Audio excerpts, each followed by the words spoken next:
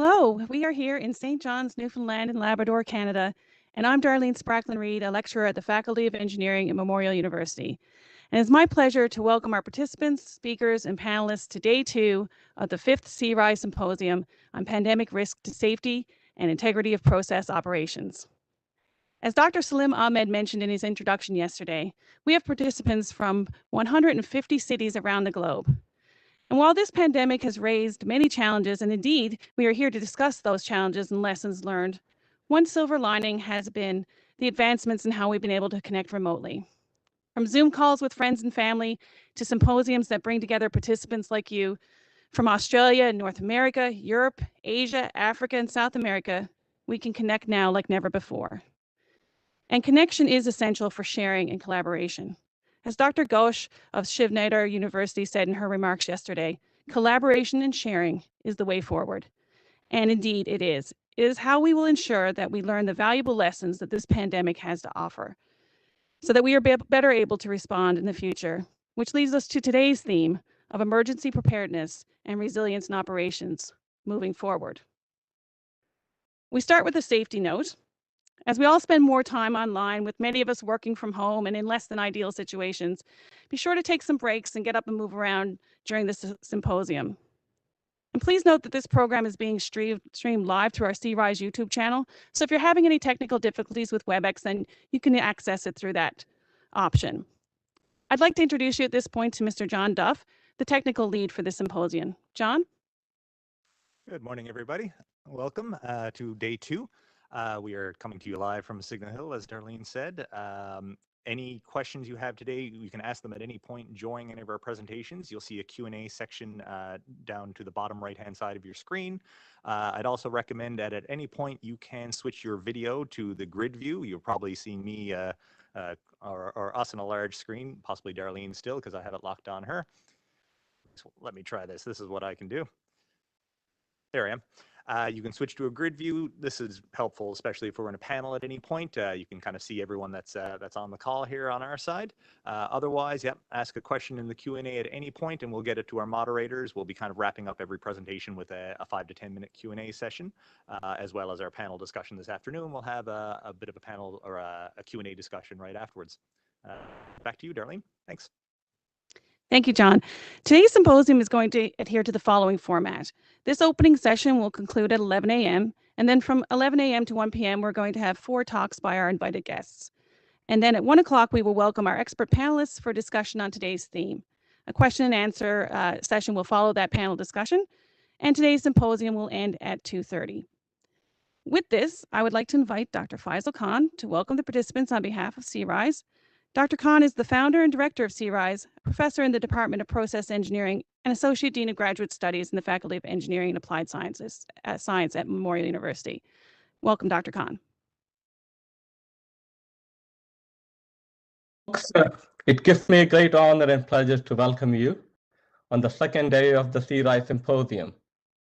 While it's morning hours in the host city of St. John's, not as sunny as we hoped to, I understand colleagues are joining us from different time zones. Thank you for keeping this event on your priority list. I'm pleased to mention, as I mentioned yesterday, we had close to 1,000 participants joining us globally from 30 countries and 5 continents. So that's definitely a celebration for us, and we sincerely appreciate your commitment. I hope you have enjoyed yesterday's exciting presentations, as I did. Those who missed, the recording is available on C-RISE YouTube channel. Also, I will briefly recap some of the highlights of yesterday's discussions. Dr. S.P. Garg from Gas Authority of India Limited highlighted lessons learned by India's process industry. He discussed series of accidents that were initiated by pandemic restrictions, and there is a lot to learn from these accidents to improve further, both operation in restricted conditions and adaptation to evolving conditions. One thing that gets highlighted the most is we need to have resilient design and operations. And the theme continued with Mr. Andy Stamps from Schlumberger talking about a global view and challenges faced by Schlumberger as a global operator. One of the key challenges the Schlumberger mentions is the transportation of people across different operating locations. And the presentation provided a practical way of managing the pandemic restrictions and related challenge. That's definitely a success story we all wish to adopt to. Mr. Perry Burkpentos provided an overview of oil and gas sand operations from Alberta, which is a key economic activity in the region. It highlighted that how Oil Sands Community Alliance have learned, adapted for the pandemic, and subsequently lobbied to the support for continued operations. Their continued operations help supporting Alberta and Canada's economy in these challenging times. Dr. Sarah Kumbers from Lloyd's Registered Foundations provided us detailed understanding on their recent study on a global risk score. She highlighted the key message of this survey, which goes to my personal heart. Safety at work is linked with the perception and sense of safety and security in general. What it simply means, safety is beyond the workplace, and I cannot agree more. We had a wonderful, engaging panel discussions, which had a very important and relevant key message delivered. One of the first messages that sounded to all of us in a loud and clear way is that resilience and adaptations are the key to the success, which what we are in a clear example today on this virtual global event. They also highlighted need of broader safety leading indicators, which came out to be a clear theme and knowledge gap as of today. They also highlighted two very important positive outcomes of the challenging and evolving conditions. One of these is the pandemic has introduced caution and effective working culture. People have been far more effective than they used to be, and that has been widely witnessed across globally. Innovation and digitalization boosted the confidence and provided a new normal operations as we are witnessing these days. And today, virtual event is an example of it. We are here today to discuss way of moving forward, as Darlene mentioned. It is about the emergency preparedness and resilience in operations. We have experts from industry and academia who will be sharing their experience and knowledge and enrich us with our understanding on this important topic. Later in the day, we have a panel discussions where experts will discuss and debate approaches to digitalization and resilience in operation. It is a common goal we wish to achieve together. I take this opportunity to thank our partner, Canada, Newfoundland, Labrador, and Offshore Petroleum Board, known as CNROPB, Lloyd's Registered, and India's Srinagar University for providing the support to enable this event. We would not be here today had it not been to C-RISE Steering Committee, which comprises of colleagues from industry, government, and regulatory agencies. The committee has provided us on every support on every step, and this has played a critical role in shaping this event. As I mentioned yesterday, I feel proud to say that our C-RISE Symposium belongs to Dr. Salim Ahmed and Angela, who has been front and center in organizing this event. Thank you for being there. Finally, a big thanks to working group that included my learned colleagues and friend, Dr. Imtiaz, Dr. Keynes, Dr. Talibaron, Sanjin, Yazdi, and other C-RISE members for their tireless work. Thank you, John, for making this to be an outstanding event. With this note, I'd like to express my sincere gratitude to Dr. Dennis Peters, Acting Dean, Faculty of Engineering Applied Science, Mr. John Hicks, the President, Lloyd's Register, America, Marine and Offshore, and Colonel Daniel Chicoen, Senior Safety Advisor, CNROPB, for taking time and joining this morning. Once again, thank you all for joining us. I'll be around and talking to you. Thank you again. Darlene, back to you. Thank you, Dr. Khan. At this point, I would like to invite Dr. Dennis Peters, the Acting Dean of the Faculty of Engineering and Applied Science at Memorial University, to bring us greetings. Dr. Peters? Thank you, Darlene. I'm happy to welcome you here virtually, of course, to Memorial University for the Symposium on Pandemic Risk to Safety and Integrity of Process Engine Operations. Of course, we would rather be welcoming you here to our beautiful province in person, but we'll just have to make do with conveying the scenery and pictures, such as our WebEx backgrounds. I'm sitting here, as you can see, near the St. John's Harbour right now. On the upside, you don't need to travel long hours to get here and get cold and wet to see some of our great scenery. Although today it's a beautiful sunny day in St. John's, so you wouldn't be so cold and wet. Your organizing committee has put together an excellent program, and I hope you are all finding it to be informative and interesting. At Memorial University, we're very proud of our Center for Risk, Integrity, and Safety Engineering, known as C-RISE, who have organized this conference. The C-RISE is a professional research center in the Faculty of Engineering and Applied Science that promotes the study of safety and risk engineering with over 100 members worldwide, including students, researchers, academics, and industry professionals. The C-RISE is active in research, training, innovation, and knowledge dissemination. In the period of 6 years of its operation so far, the center has made outstanding contributions in research and training and is a top performer on all indicators. The C-RISE is instrumental in establishing a journal on safety in extreme environments, published by Springer Nature. Today's event is another example of its active engagement with the research and professional community. Your attendance at this event shows that you believe in the work the center is doing. By coming together to share knowledge, we are one step closer to developing innovative solutions and new collaborative research opportunities to improve designs and operations relevant to harsh environments. I wish you all the best for the conference and look forward to our future collaborations. Thank you, Chairman. Thank you, Dr. Peters. I'd like to invite Mr. John Hicks, America's Marine and Offshore President with Lloyd's Register, to bring us greetings. Mr. Hicks? Yeah, thanks, Darlene. So I'll provide a brief overview of the journey which LR has been through globally over the last 12 months, obviously catalyzed by COVID. So John, if you want to go to the next slide, please. So if we think of this in kind of 3 different parts and we talk about resilience. So as the pandemic unfolded, it became increasingly challenging for LR to attend in person on board ships, on platforms, and on the workshop floor. So whilst remote survey techniques had been employed before the pandemic, we only did that effectively on an ad hoc basis and not as a necessity to support in keeping the supply chain connected.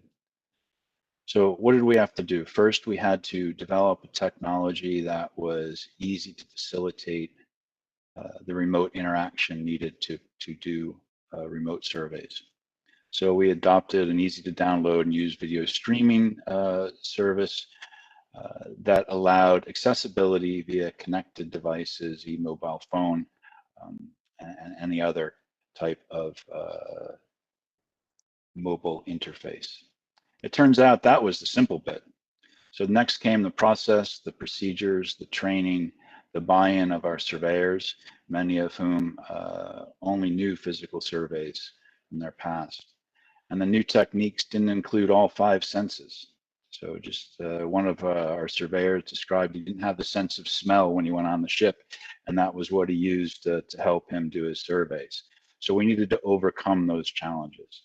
And finally, one of the ongoing things that continues is gaining acceptance from the various regulators, administrations, auditors, boards, who to date have both been supportive and impressed with the approach, but we need to now continue this throughout after the pandemic. So some examples of the incidents that we've looked at. Just to give an example, we had a vessel that was that caught fire off of French Guiana. Extremely difficult to get somebody on board quickly, so we adopted a hybrid approach. We started the survey and data collection and information with one of our colleagues from Europe. That way, as we were mobilizing the surveyor, we could focus on getting everything collected, understand what the challenges were on board to bringing the vessel back into service. All that preparation was done. The attendance occurred in a very focused way, which ultimately added value to the client. So the hybrid approach, I think, is the future, and then that just demonstrates where we reacted to an incident using that hybrid approach. Another way of remote witnessing the verification activities offshore, we negated the need for the LR surveyor to isolate to the pre-survey, occupy a helicopter seat, occupy an offshore bunk, all in a reduced pandemic person on board scenario. So during the survey execution, the added benefit was realized. We could simultaneously witness the process plant and the control room activities, and thus overall improving the verification function. So resilience while staying safe. So that's all about the distance, but then it was also about safety. So although remote techniques have greatly facilitated our delivery of services, there were and will remain many situations where physical attendance is required. To support our colleagues in these situations, LR took early action to enhance our safety protocols and equip our personnel and people with the appropriate PPE against the elevated risks.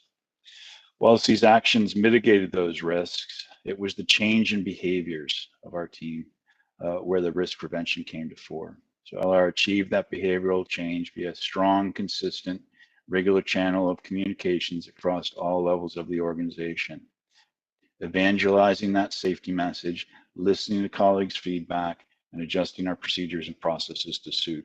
Again, this is ongoing and continues as the pandemic changes and we continue to remain agile in this space. We took stock and spread the word. Of course, there's one thing to execute an internal change, but it is the sustainable engagement of the entire stakeholder ecosystem in sharing ideas, reinforcing behavior, and learning from that collective experience, which is when true resilience is reached. So we continue to support our colleagues through our STOP program, which highlights potential unsafe situations. We share with our colleagues and clients safety messages, ideas, procedures to gain feedback and understanding towards a safer workplace. And we demonstrate thought leadership through wider industrial and community engagement. A very good example of this wider engagement is the LR Foundation publication jointly with the International Maritime Rescue Federation of the Pandemic Response Guidance for Maritime Search and Rescue Organizations. I invite you to take a look at this when you get a chance.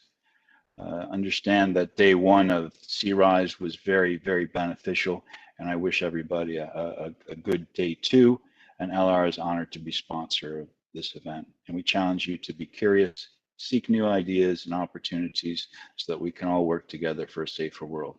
So thank you for that. Back to you, Darlene. Thank you, John. Now I would like to invite greetings from retired Colonel Daniel Chicoine, the Senior Safety Advisor with the Canada, Newfoundland, and Labrador Offshore Petroleum Board.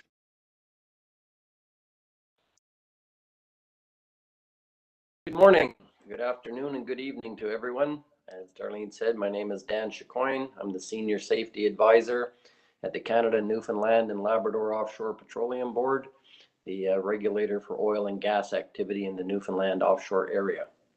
On behalf of the CNLOPB, I'd like to welcome everyone for joining us from around the world, and thank you for participating in this safety critical event.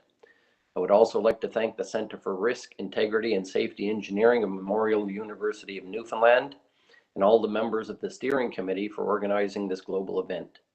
Thanks also to the presenters, panelists, and moderators for taking the time to prepare for this event and share their experiences so that we can learn from them and improve safety and safety culture on a global scale. The CNLOPB and C-RISE have been collaborating on these symposiums for a number of years now. This collaboration has proven to be very positive and mutually beneficial in that it brings together safety professionals from around the world to share their knowledge and experience with the goal of making offshore petroleum industry a safer and more environmentally friendly industry. I always say you should learn from the mistakes of others because you won't have time to make them all yourself. The ultimate goal of this, of course, is to avoid mistakes and prevent incidents and accidents in the first place. The knowledge and experience shared in forums like this are vitally important to achieving that goal. COVID-19 has forced us to adapt in order to overcome and many challenges over the past year, including holding this symposium virtually. We must continue to be vigilant and stay focused on the goal of reducing risk to a level as low as reasonably practicable. We don't have the option of postponing important safety sharing symposiums like this, and we can't wait for someone else to do it for us. As the saying goes, if not us, who?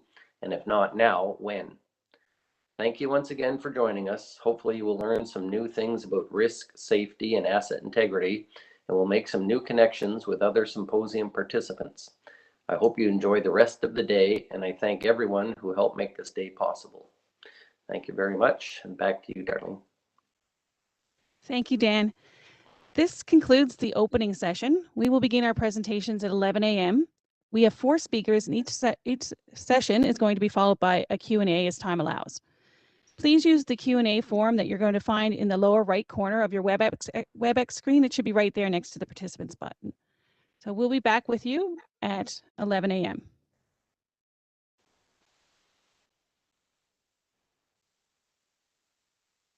Thank you, everyone. I will take a moment. I'll remind all panelists that we are still live.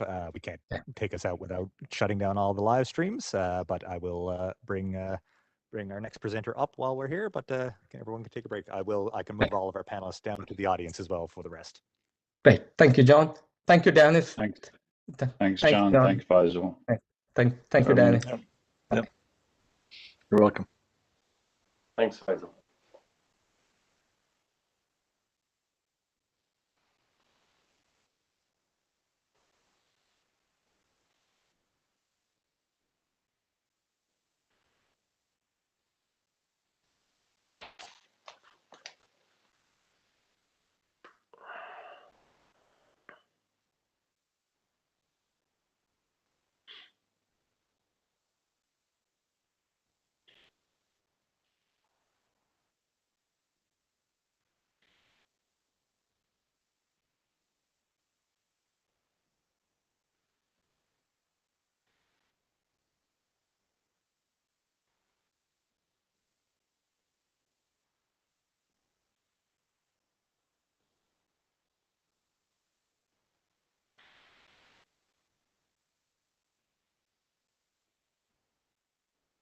Good morning, John.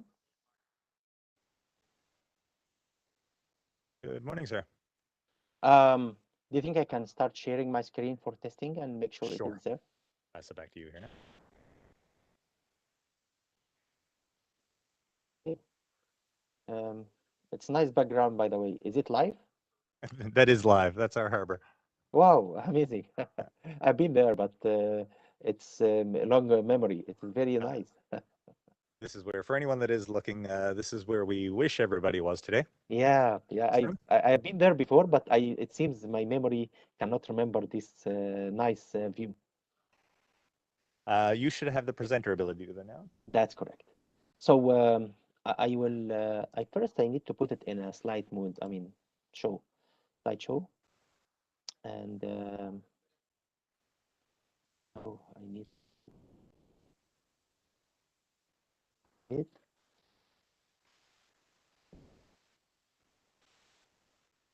Then here and here. Slideshow.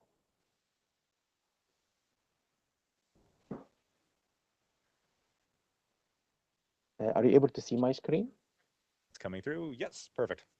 Like it's a full screen, or it's okay? Yep, that's Okay. the full screen for us. Okay. So the title is C-RISE Symposium on Pandemic Risk to Safety and Integrity, correct? That's correct. Okay. Excellent. All right. Well, we can leave that up. I'll take a quick stretch break myself, and Yeah, we'll be ready sure. to go in about 4 minutes. Yeah, I'll mute myself. Okay. Thanks.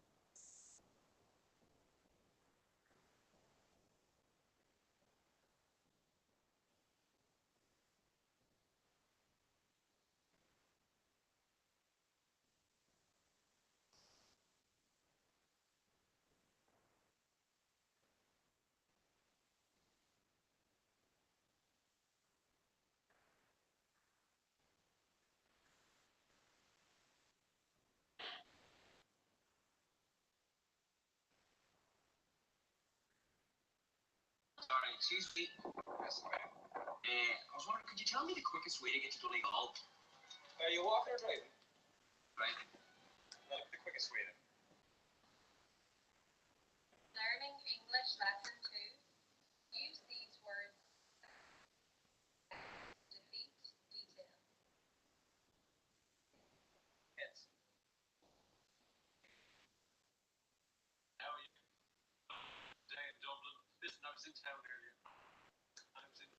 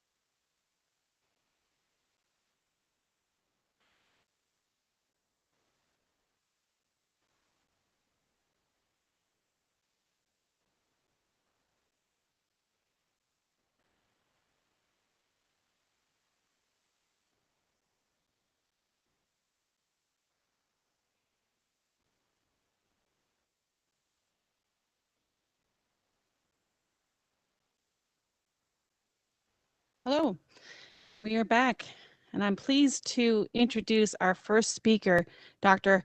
Hossam Gabber, presenting Resilient Energy Systems for Waterfront and Maritime Infrastructures in Emergency Situations.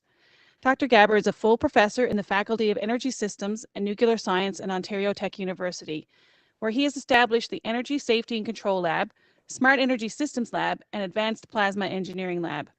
He is recognized among the top 2% of worldwide scientists with high citation in the area of energy. Welcome, Dr. Gabber. Thank you very much, and good morning, everyone. I just want to make sure, can you hear me? Yes, we can hear you. Yes, Okay. Okay, perfect. Thanks a lot for the kind introduction, and I'm very pleased to be with you in this important event, which is annual. And I have very pleasant time in Memorial last events as well. My talk today is Resilient Energy Systems for Waterfront and Maritime Infrastructures in Emergency Situations. Just for those who never visited Ontario Tech, this is our campus. So in summer, as you see here, and this is in winter, the library. This is the ground here is actually a geothermal field with around geothermal. It's one of the largest actually in the region, geothermal field, which we use it in winter and summer. And I believe it is also useful for energy saving and clean environment. I welcome you all to visit us when you have a chance to visit Ontario Tech. I would like to acknowledge the team members in my lab. Some of them already graduated, but some of them are still in my lab. In general, I would like to go through a couple of ideas about smart energy grids and what is the relation with waterfront and maritime. Some discussions around resiliency and how to assess resiliency in emergency situations and how to identify hazards around that. Also, I would like to, as we are, I'm of course appointed in the Faculty of Energy Systems and Nuclear Science and Faculty of Engineering and Applied Science, I would like to also discuss aspects of nuclear renewable integration for maritime and waterfront. In particular, to start with, it is quite clear that emissions from maritime is quite high, and it is of course due to the fact that it is one of the largest spaces where we have a lot of action activities in shipping, in cruise, in tourism, in transportation in general, and also in offshore platforms for oil and gas, and mining, and exploration and activities. So it is definite that when we talk about comparison between maritime, which is here, versus trucks transportation, we understand the distance in kilometers. Distances in kilometer, as you see here, for truck of 1 ton of cargo. So as you see, the range, maritime is the height range, which can reach 360. Somehow I can see here background. So for those who are not presenting, if you'd like to mute yourself, that would be helpful. So I am trying to find that. Sorry. okay. Yeah, thanks. As you see here, the maritime for transportation is quite effective. And also in terms of emission, which is the CO2 emission gram per metric ton per kilometer. So as you see, the lowest is actually the maritime or ships. Accordingly, it is quite fuel efficient and greenhouse gas emission efficient for maritime. The picture which I try to highlight is that it is when we talk about energy, we are really talking about multiple areas here, which is more into like definitely the water aspect of it, and also gas and hydrogen, electric and thermal, and that can be viewed as different layers, which is the load layer, the storage layer, and the power generation. Now, if we apply that to maritime, we will also see load coming from transportation load, like transportation load, which is, for example, the ship or the rig, offshore rig platform load, as well as the infrastructure load, if it is maritime, waterfront, or different loads that requires energy. And as you see here, the energy is in the form of thermal, gas, electricity, and thermal. We're also looking into different clean technologies and waste to energy, WTE, which is waste to energy. Among those or around those, we are talking about, of course, different control strategies to look into aspects that can accommodate for different applications and activities, including the maritime. So the control strategies and the business models, as well as the management schemes, as well as the regional and applications and integration among different systems. For example, seaport and docking station service, marine service, and so on, in addition to policies and procedures. So this idea, or this picture, sorry, it will elaborate that it is a quite integrated view. So when we look into the energy related to maritime and waterfront, it is not simply we are just looking for like electricity supply with its technologies, but we are looking for the hybrid technique. And that's why, as you see here, we are looking for hybrid technique. Of course, my talk today is 20 minutes. I will be trying to summarize quickly, but I will highlight a couple of applications. So among these areas, when we talk about transitioning, like we understand that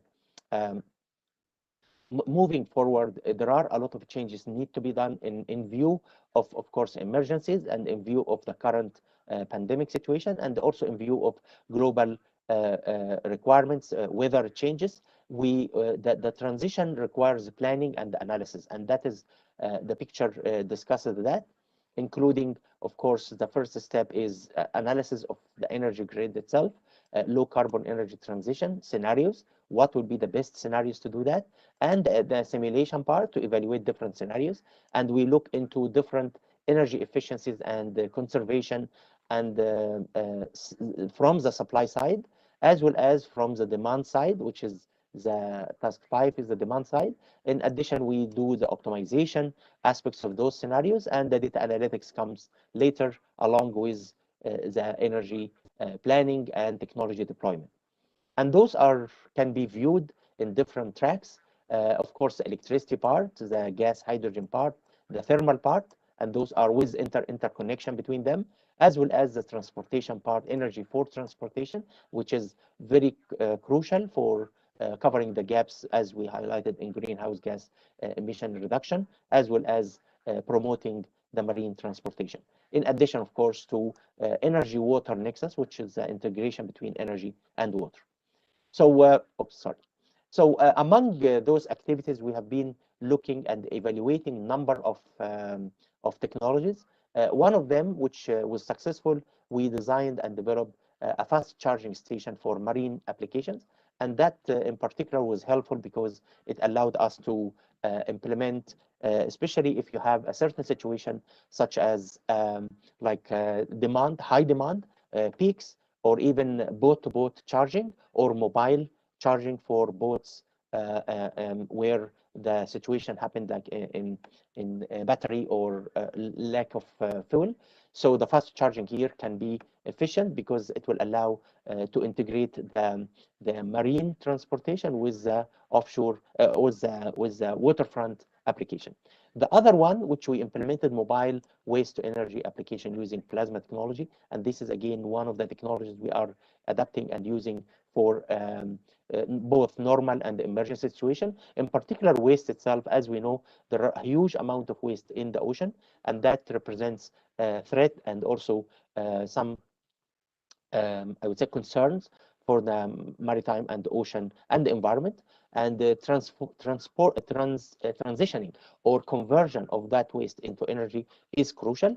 Of course, there are other applications such as tugboat, as well as micro energy grid for offshore and large cruise, as well as hybrid wind and hydrokinetic systems with floating PV to be integrated. A couple of the applications which we will see, actually this picture, it was one of the initial designs we have been discussing, where the main unit will be the microgrid or the energy related with some sort of high energy density supply, and that can be used and disconnected as needed, either near seaports or canals or some channels, short channels where it is needed to be disconnected or connected, even due to local regulations. For some places, some regulations will not allow specific energy types, like, for example, nuclear power plants or nuclear small modular reactor in a machine, in a marine ship. So that can allow us to disintegrate and allow it to go to the seaport or the canal or the channel of water till or the port till it is processed. So this is pretty much the application. That's what I was talking about. I will go quickly through a couple of those applications.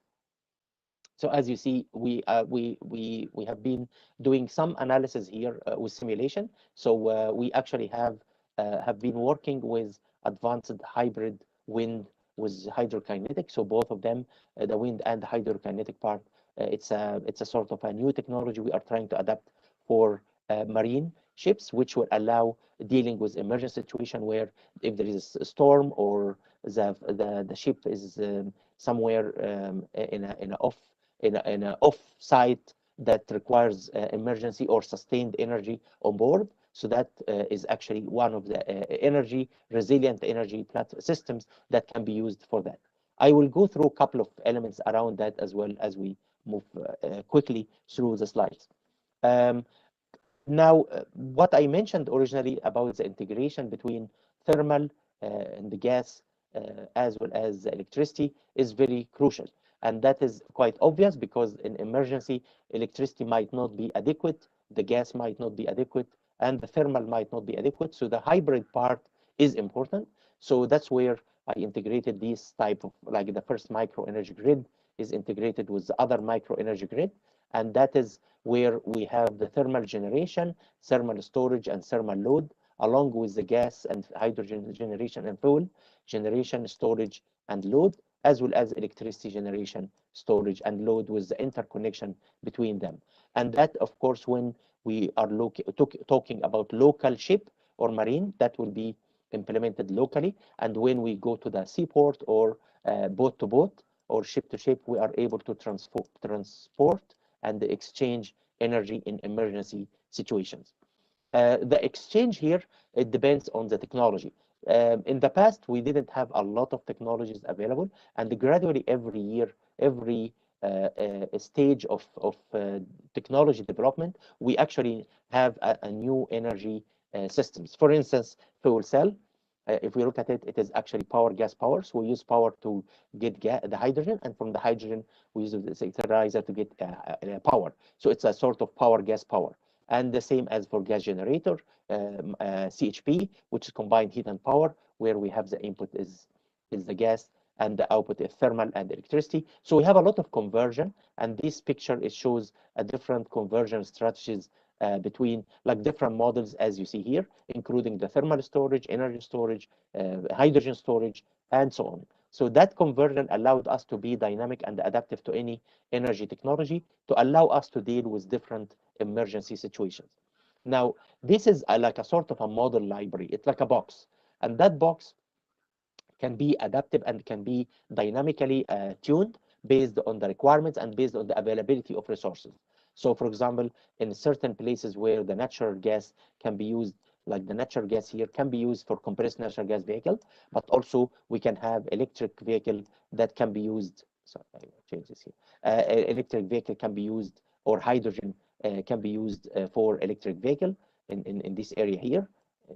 And in addition, we have also hydrogen storage that can be used for different applications.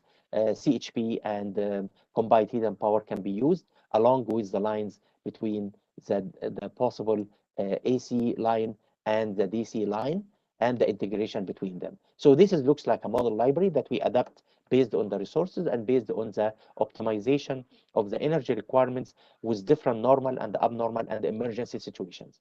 Now, when I say emergency situations as well as the performance, like we would like to evaluate and optimize the performance based on typical requirements. So when we say we have a good design, that good design should meet the requirements, and that is where we talk about KPIs. So KPIs, or key performance indicators, to evaluate different energy systems from the component level, like from the component level to process variables up to the KPI performance. And we classify the KPI into socioculture, economic, environmental, reliability, safety, security, and as well as technical. So by this way, we are grouping them. So this is group of possible socioculture. This is group of economic, like capital cost, replacement cost, maintenance cost, payback cost, and so on. Environmental also related parameters like greenhouse gas, noise, waste, and so on. Reliability factors like system interruption, disturbance, and we created these indices to reflect the reliability factors, as well as the technical factors like power quality, power losses, power factor, and so on. Based on that, we were able to actually design, like use these parameters to optimize the design and the operational part of the energy system for maritime and waterfront. A couple of things about the emergencies and the risk analysis part. As we know, risk has a value. Sometimes when we evaluate any energy system for maritime or waterfront, we sometimes ignore the value of the risk, which means if we lose energy in a boat in the middle of the ocean or the middle of the mission, how much we lose. Sometimes this value is sometimes inaccurately calculated, and due to that, we either have a very unreliable and less reliability and less resilient energy system that would sustain the operation of the boat in emergencies. In addition, we might make the other way around, that we can overestimate and have over budget the energy to have more backups, and that is not needed. So using the risk-based energy design will allow us to evaluate the risk associated with hazards, and based on that value of the risk, we are able, with probabilistic approach like Bayesian belief network or FSN, I use FSN as well for semantic network. Accordingly, we are able to evaluate the risk associated with each hazard scenario, and based on that, we will be able to quantify the possible resiliency with energy systems. So that is the key point. And of course, we are aware from process safety perspectives, we have the typical independent protection layers and LOPA, layer of protection analysis, and IPL, independent protection layer 1, 2, 3, and we have the PFD, probability of failure on demand for reduction. So the initial risk probability will be reduced after protection layer 1, further reduction.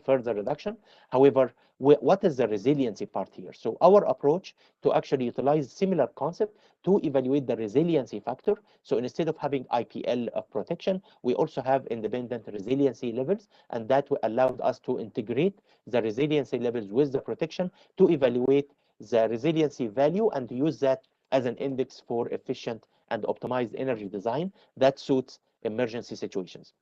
Couple of things we have also designed. So quickly, I know time is limited, but we have designed fast charging station. That was a project with Transport Canada, and that is where we evaluated different parameters along with the flywheel. We used the flywheel, which is looks like a kinetic energy. It rotates at a very high speed, 10,000 RPM, for instance. That is the stored energy.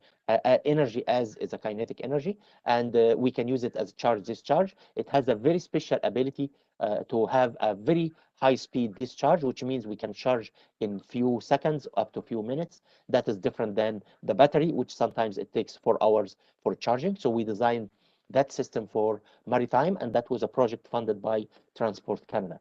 And we actually evaluated different risk scenarios with some activities such as, for example, hazards like blackout or some voltage collapse or short circuit or some long-term instability or stability. So we were able to map the hazard scenarios from the operational aspects for the marine or waterfront, as well as from the energy aspect, such as power voltage loss, power sag, power losses, and so on.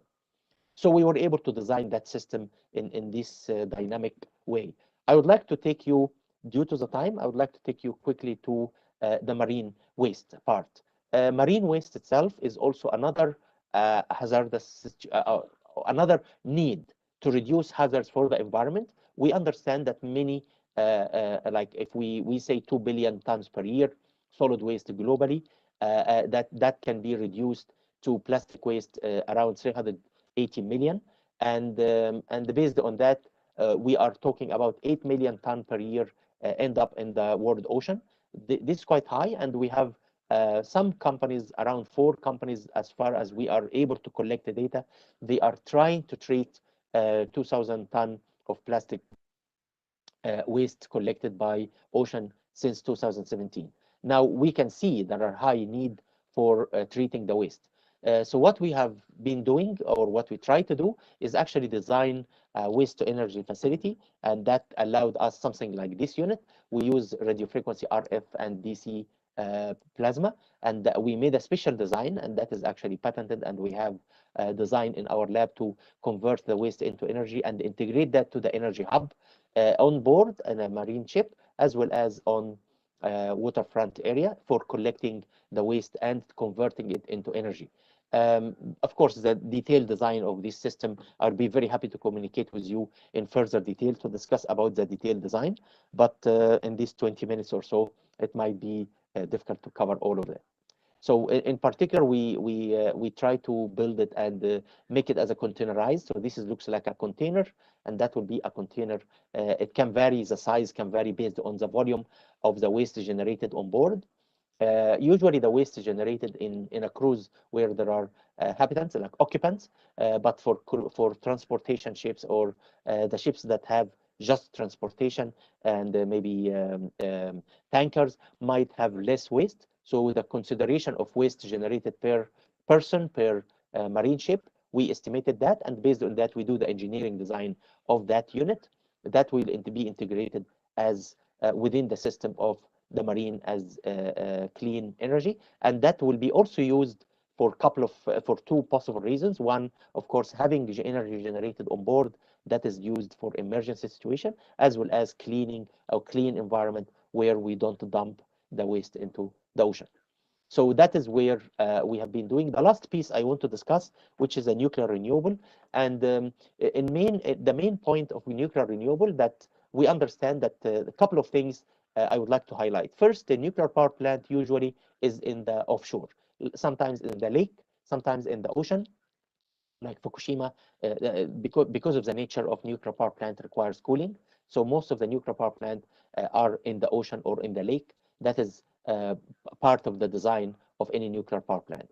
Now, one of the areas we have been doing, which is again emergency situation during outage, we have witnessed a lot of outage happen in worldwide, but also in Ontario, where nuclear power plant had outage. What we are offering is integrating small modular reactor, which looks like a battery, but is a nuclear small modular reactor, and that is, or micro modular reactor, MMR, micro modular reactor, that can generate sustained energy, stable energy around 50 megawatt and in a stable way. It looks like you have a battery on board, and that is a black box that you don't need to have fuel or spent fuel or changing or maintenance. It's just a black box that can supply 50 megawatt.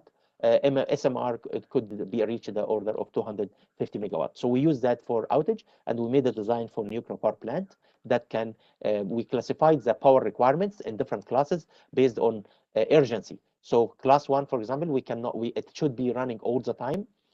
Class 2, like we classified the classes 1, 2, 3, 4, and based on the need, whether we need it in 1 second or need it in 1 hour or we need it in 1 day, or one cannot be disturbed at all time. So based on that, we classify the power, again, based on risk based, and we evaluated the system to allow us to get a backup system. One more application we have done it, which is integrating the MMR with fast charging for maritime application. And again, we designed that system for emergency. The third piece is the movement and transportation around the world. We found that actually it has a lot of emissions. And one way to reduce the emission is to actually integrate small modular reactor with renewable on board, so that it will allow us to get the best cost with risk in view of different emergencies as well. So we actually designed this in our nuclear renewable, and we designed that, and we made different analysis based on parameters. As you see here, it is published. This work is published as well. So you see, we estimated the ship energy demand, and based on that, we designed our energy the system, which is a hybrid energy system that is in the order or in the form of different speed parameters, propulsion energy demand, and the wind, and the water current, and the weight of the ship. And based on those, we designed actually our system. So we were able to design that. And when we are designing the system, we considered some coupling mechanism between the nuclear and the renewable. So for example, the reactor usually provide two things, thermal that can be generated into electricity. So we were able to do the coupling as E to H, which is electricity to heat, but also we are able to transfer that into heat to electricity, which is another unit. So the coupling exercise, which is between the nuclear power plant and different renewable energy and storage, we were able to evaluate and optimize. So as you see here, this line is electric line, this line is thermal line, and this line is hydrogen line. So we are able to make a coupling between the nuclear and the renewable to sustain and provide energy supply for different scenarios. I'm sure that the time is sort of coming close. So these are aspects of our modeling between the wind PV with the renewable. And based on that, we were able to optimize the overall system to achieve the optimum energy nuclear renewable in view of cost, in view of risk, in view of emergency needs, and in view of greenhouse gas emissions. And we got the different parameters. We got a real-time data actually from different marine ships. We had a collaboration with marine ship who provided the data, real data for speed and propulsion and greenhouse gas. And based on that, we were able to optimize and run the simulation to minimize the net present cost. And the net present cost include, of course, NPC, net present cost, includes the cost of environmental losses and the disturbance and reliability and the power interruption and the risk of outage and the emergency risk related to emergency needs and so on. So finally, we have also established data center for that. because of the movement and the integration between nuclear and renewable. So we have been working in data center. We have done some designs, one of them related to smart grid, one of them related to marine energy with marine transportation.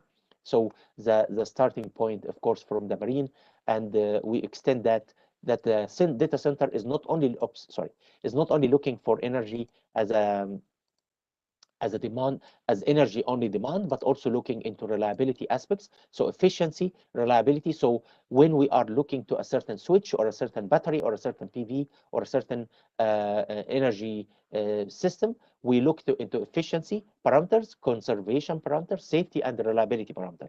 And that accumulated along the line is similar to companies who have reliability data center, but in this case, we have efficiency, conservation, safety and reliability data center. And this is the background behind the scene, which is the data the infrastructure to implement the system as explained. And if you are interested, I have a couple of books, Smart Energy Grid Engineering, that's published with Elsevier. I have another book, Energy Conservation, with Wiley and IEEE. You are most welcome to attend, go to these books. I have also a couple of conferences. You are most welcome to visit us. And finally, I would like to say this is a couple of visits, of course, to Chicago transportation and some other visits internationally. And this is recent papers, and I would like to thank you for your time. Sorry, I ran a little bit faster, but I just want to maintain the time for you as well. Thank you. Thank you, Dr. Gaber. We do have one question there, and we have a couple of minutes. I think we'll have time for that. We have a question from Chris Mang. Has oscillating wind column generation also been considered? Oscillating wind generation? Yes, oscillating wind column generation.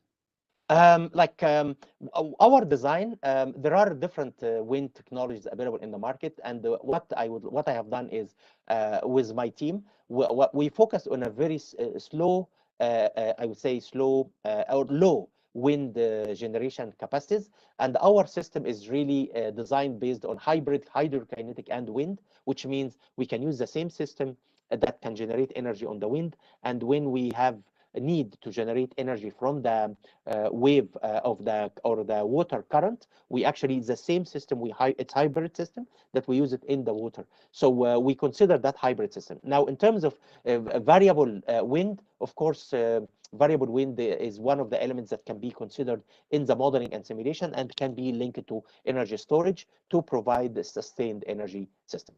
I hope this answered the question as much as I can. Thank you, Dr. Gaber. We're going to move now to our next speaker. Our next speaker is Mr. Zhao Zenan, representing COVID impact and work completed at Voisey's Bay. Mr. Zenan holds a degree in mechanical engineering and a master's in strategic planning. He's currently the project director for Vale's Voisey's Bay mine expansion project.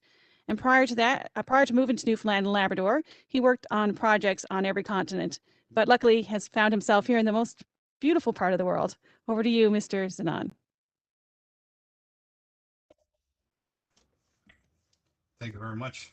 Let me just start to share here my file, and you'll let me know if that's working. Yes, that looks fine.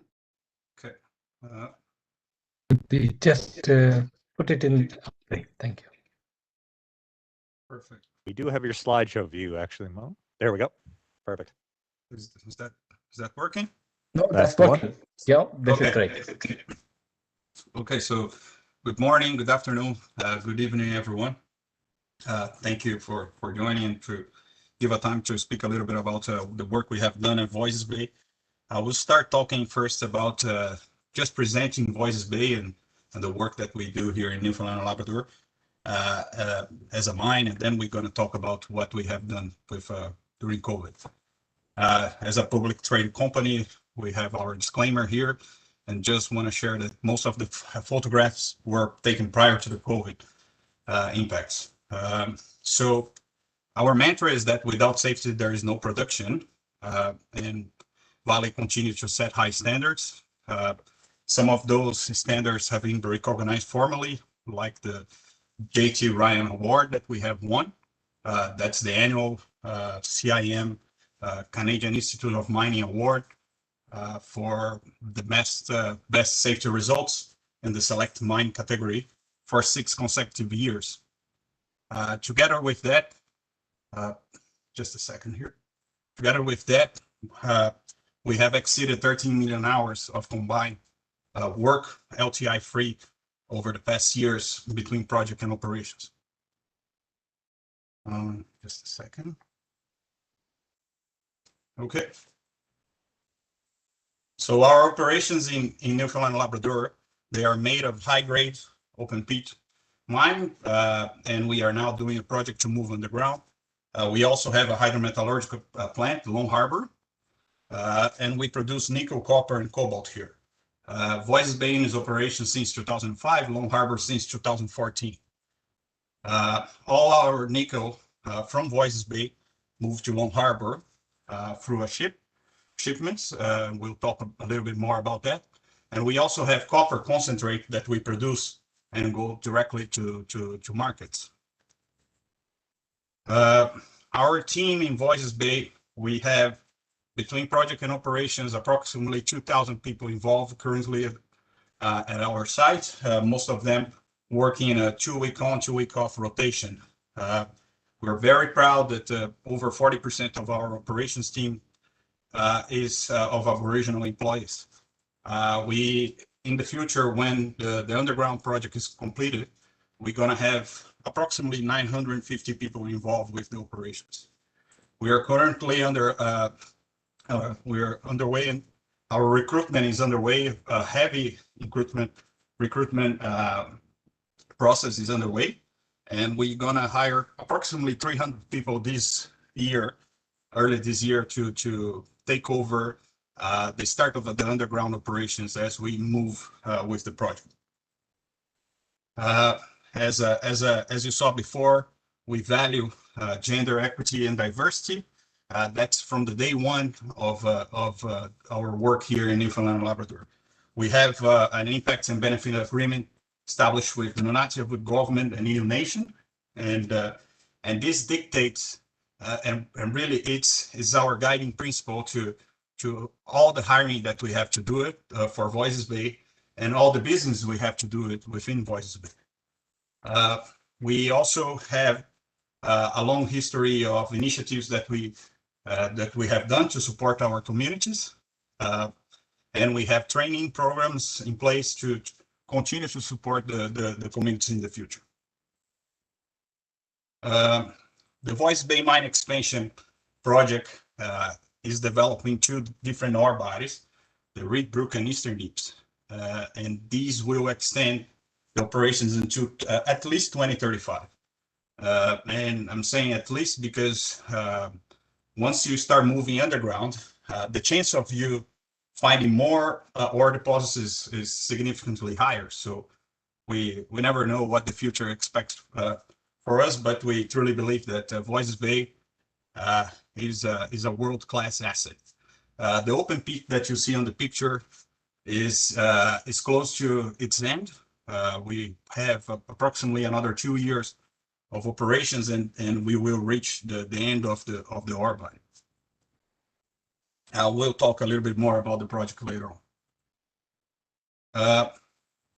The current status of the project.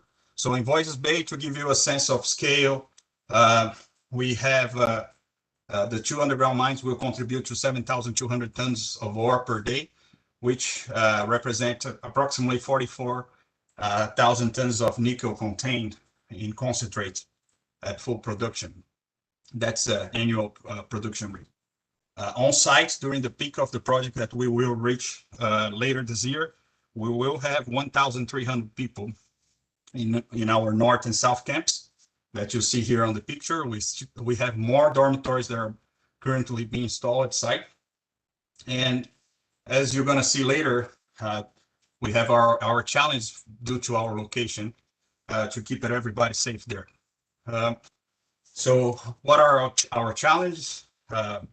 We are a complete remote site, so only fly out is possible. During the winter, the sea freezes, and we can only use our ship, the UMIAC, to send anything we need to site. So the UMIAC has very specific timelines throughout the winter where we can send material, food, anything we need to site to support both projects and operations. And as part of our agreement with Nunavut government, we have to respect two blackout periods that we call, where is the period where we let the ice form in the beginning, and we avoid breaking the ice at the back end of the winter to avoid creating issues for the communities, for the coastal communities of Labrador. We have extreme weather, as you can imagine. You can see here that the Umiak can break up to 10 meters of ice, and you see the picture in the middle. We have wildlife, environmental sensitivity, supply line costs, inventory, and so on. Everything to deal with to make sure that all the decisions we make need to have all those aspects in place or in mind to make the decisions to keep everybody safe. Together with all of that, we use as our guiding principles the purpose of the company, of Vale, where we exist to improve life and transform the future together. And our values are what we believe and what drive us in every single decision. So life matters most is our most important value, the number one that we always keep in mind. And the behaviors that we drive into each one of our employees, the most important one is obsession with safety and risk management. So with that in mind, with the pandemic coming, we took action quite quickly to ensure the safety of all the ones around us. So we have a deep understanding of the realities of the healthcare situation and the social determinants in Nunavut and Innu communities, and the devastating effects that the Spanish flu had 100 years ago. We also, as I talked before, we have seven different communities that fall under our IDAs, 5 in Nunavut and 2 in Labrador Innu. And we have a large percentage of the workforce that comes from those communities. So on the evening of Sunday, March 15 last year, short after the first case was confirmed in the province, we decided to enter into care and maintenance at site. And the main reason is because, if we all remember, easy to think today, but a year ago, if we all remember, we didn't know what was happening, right? We didn't know how fast the virus was spreading. We didn't know how the virus would spread through only through air. We didn't know. We were learning as the entire world was learning. So the best decision was to declare care and maintenance, take the time, making sure that we were avoiding exposure, not only to our workers, but more important to the communities. We developed at time what's a similar structure that today several governments do, which is a stage approach from a full care and maintenance, or lockdown, if you want to think of something similar, to full restart of the mine. And we established a local steering committee and a senior steering committee that was meeting every time needed, the local team meeting daily to discuss any new aspects that were being shared with public health, to talk with our medical directors and understand what could we do, what are the controls that we could have put in place to safely move from a full care and maintenance to slowly restarting the mine. So the process began immediately and took 10 days to fully ramp down the operations in the project, make sure that the assets were safe. We kept compensation for all the employees that were unable to work, to make sure that they were feeling safe, not only because they were not exposed to COVID, but also because they were able to keep things under control at home. Benefits coverage remain in place for the duration, and we have, as you can imagine, in an isolated site like that, we had a lot of fresh food to keep the site running, and we donate 1,200 pounds of fresh food to the communities because it was the right thing to do. So 3 months later, we announced that we had moved from the care maintenance into a plane maintenance period in operations, and we slowly restarted the project into first dealing with the critical path. We established a lot of preventive measures that I'm going to talk, and travel protocols. And today we have both operations and project running. Was a very successful restart and a safe restart. So we, as I mentioned, we have implemented many preventive measures. So some of the examples here, the screening process, physical distance measures. We closed the recreation facilities we had at site. We enhanced cleaning. We have more cleaners. A lot of new procedures on that. Very important point. I will talk more. Mental health. Mental health, as we know, is taking a large toll in all of us here. 1 year within this pandemic. We have videos to show the new preventive measures, cafeteria enhancements. We have installed a PCR testing lab at site where everybody's tested. We have contact tracing badges that I'm going to share with you, the green room, and we have the healthcare online access that was available for all the employees and their family. So the screening and the COVID testing. So screening, questionnaire, temperature checks at all pickup points. So all the airports where we pick employees to go to sites. Everybody from out of the province has to isolate for 14 days in a control setup. So a hotel, a structure that we have put in place. We also have COVID testing upon arrival of Voice Bay at day 5, 2 days prior to departure, to make sure that everybody's comfortable going back to their communities. We also have intermittent screening process every 7 days while on site, and a screening questionnaire at the end of their rotation. One of the nice technological controls we have put in place is the contact tracing. So contact tracing, like the one on the picture, must be worn by all employees. Is a device that holds charge for up to 3 months. And those badges, they record the interactions that other badges have when they are in close proximity. Those badges all will then automatically upload the information into gateways that we have installed around the site. And if we have a probable case, we can very quickly gather the data and understand if that person was in contact with somebody else and who else was in contact, right? And understand really very quickly who do we need to isolate at site. On physical distance, I think is nothing really out of ordinary here that most of us should be now dealing with. In the cafeterias, we have established, or we have installed plexiglass barriers to keep everybody with the right distance apart, and meeting rooms and everything else. We established what we see today in several business. Mental health, we introduced the green room on the picture here. So a room that provides a clean, relaxing, comfortable space for employees that need to decompress. At site, we arrange activities that we could do it through the TV channels at site, like bingo nights, trivia, yoga, movie nights, anything that we could keep the sense of social involvement at site, but it's still keeping everybody safe.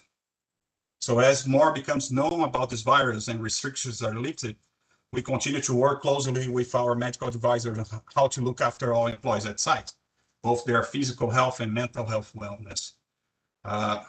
So now moving a little bit about the project, the mine expansion itself. We are currently at 61% complete, and we have reached the ore body at Rietbroek, the first of our ore bodies. Operations will take over the operations in that ore body during the next months, and we will start production on the next quarter in that ore body. And during that period, we're gonna have underground constructions continuing in parallel to the production ramp up.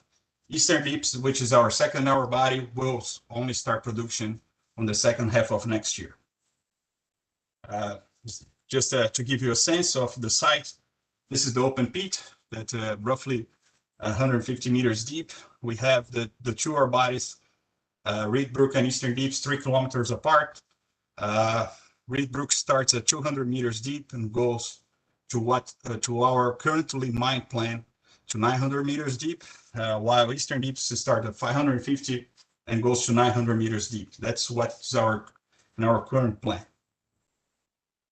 Some of the pictures of our construction, the Reed Brook surface facilities. So those are the facilities required to support the mine. So we have, for example, a fan that will bring fresh air to the operators on the ground. We have a power plant that will generate power to keep everything running in this mine. And we have we will install here a return air fan to remove the air after it goes throughout the mine. In Eastern Deeps, a very similar structure, Eastern Deep surface facilities with a powerhouse, fans, and a paste plant. A paste plant will generate what we call the paste fill that we have to feed the underground to fill the mine once we start to remove the ore. So construction is ongoing on the powerhouse. We can see here the Eastern Deeps powerhouse stack being installed. The booster station that will pump the paste on the Reed Brook mine, the paste plant itself, and as I mentioned before, the Reed Brook fresh air fan. We are currently drilling one of the raises. So this is the Eastern Deeps fresh air raise. The raise is where the air comes into the mine. And you can see from the bottom here, the picture doesn't give you a good sense of scale, but this is a 5.5 diameter raise that we're pulling from underground to the surface. So this is approximately 140 meters long, the height of this raise.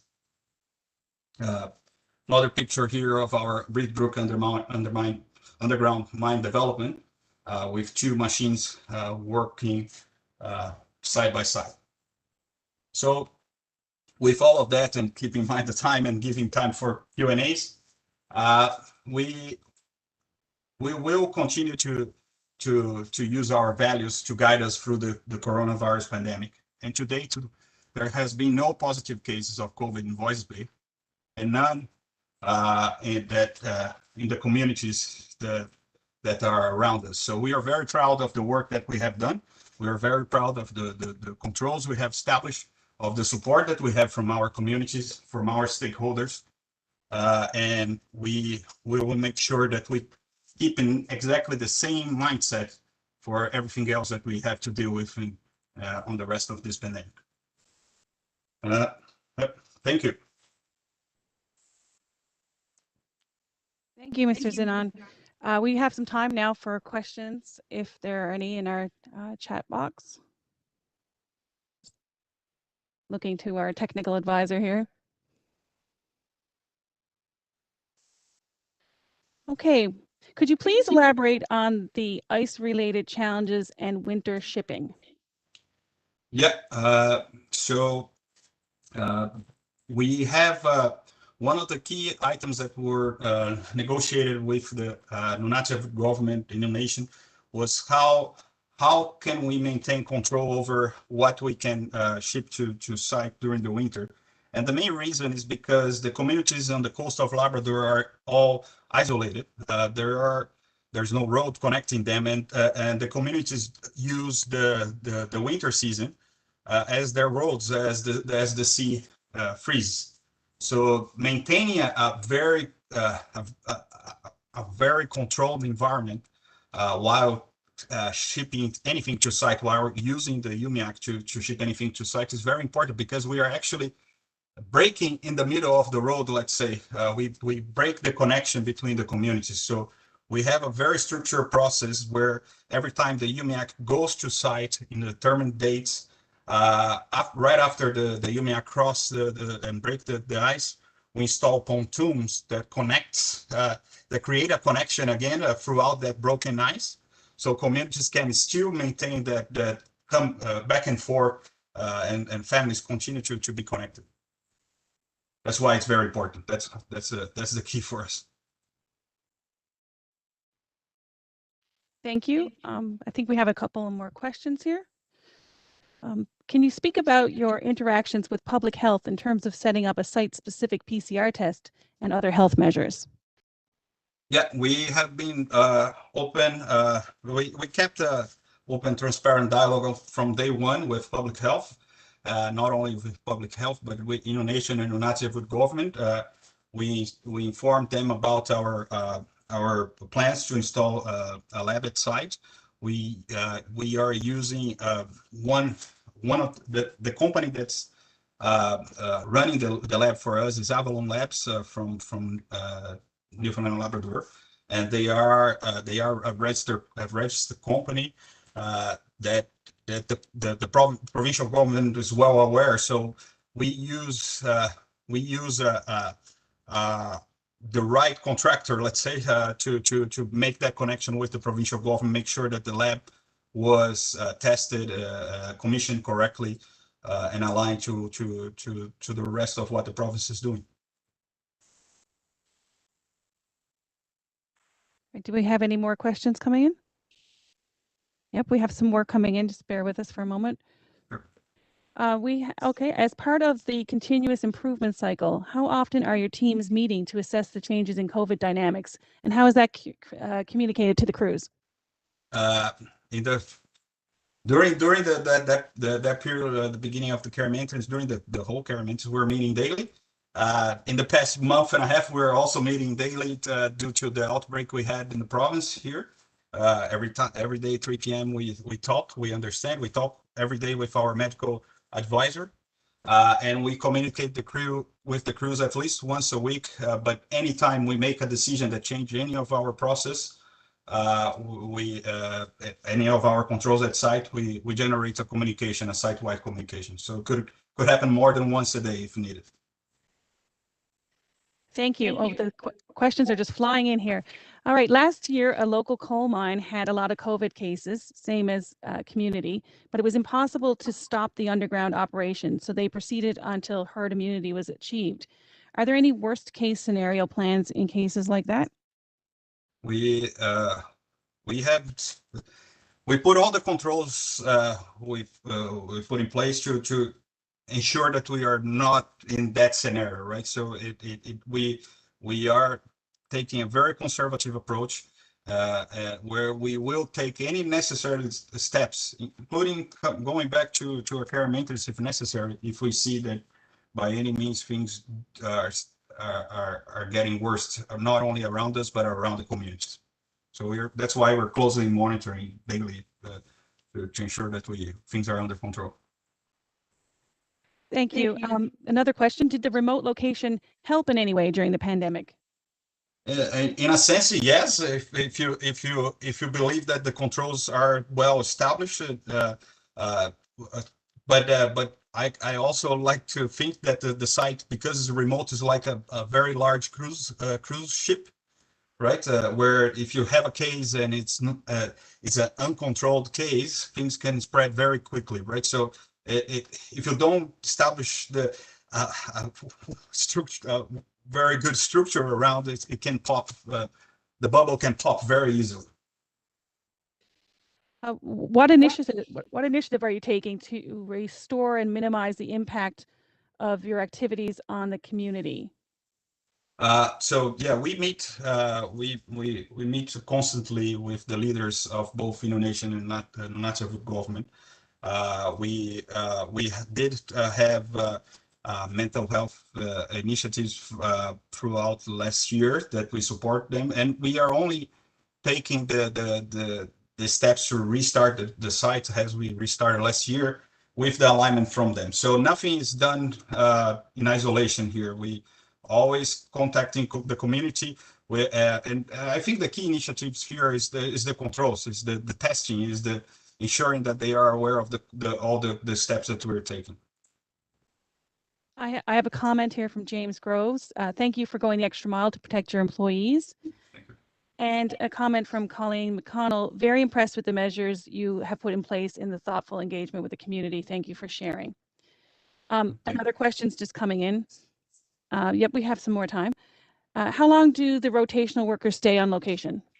The normal rotation is two weeks on, 2 weeks off.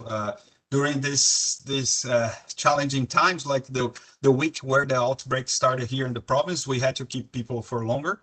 We have a fatigue management structure in place where people do take time off at site, even if needed, if they are to stay longer than 3 weeks. But that, in most cases, is a 2 week on, 2 week off. Perfect. Thank you. John, do you see any more questions coming in? Not at the moment.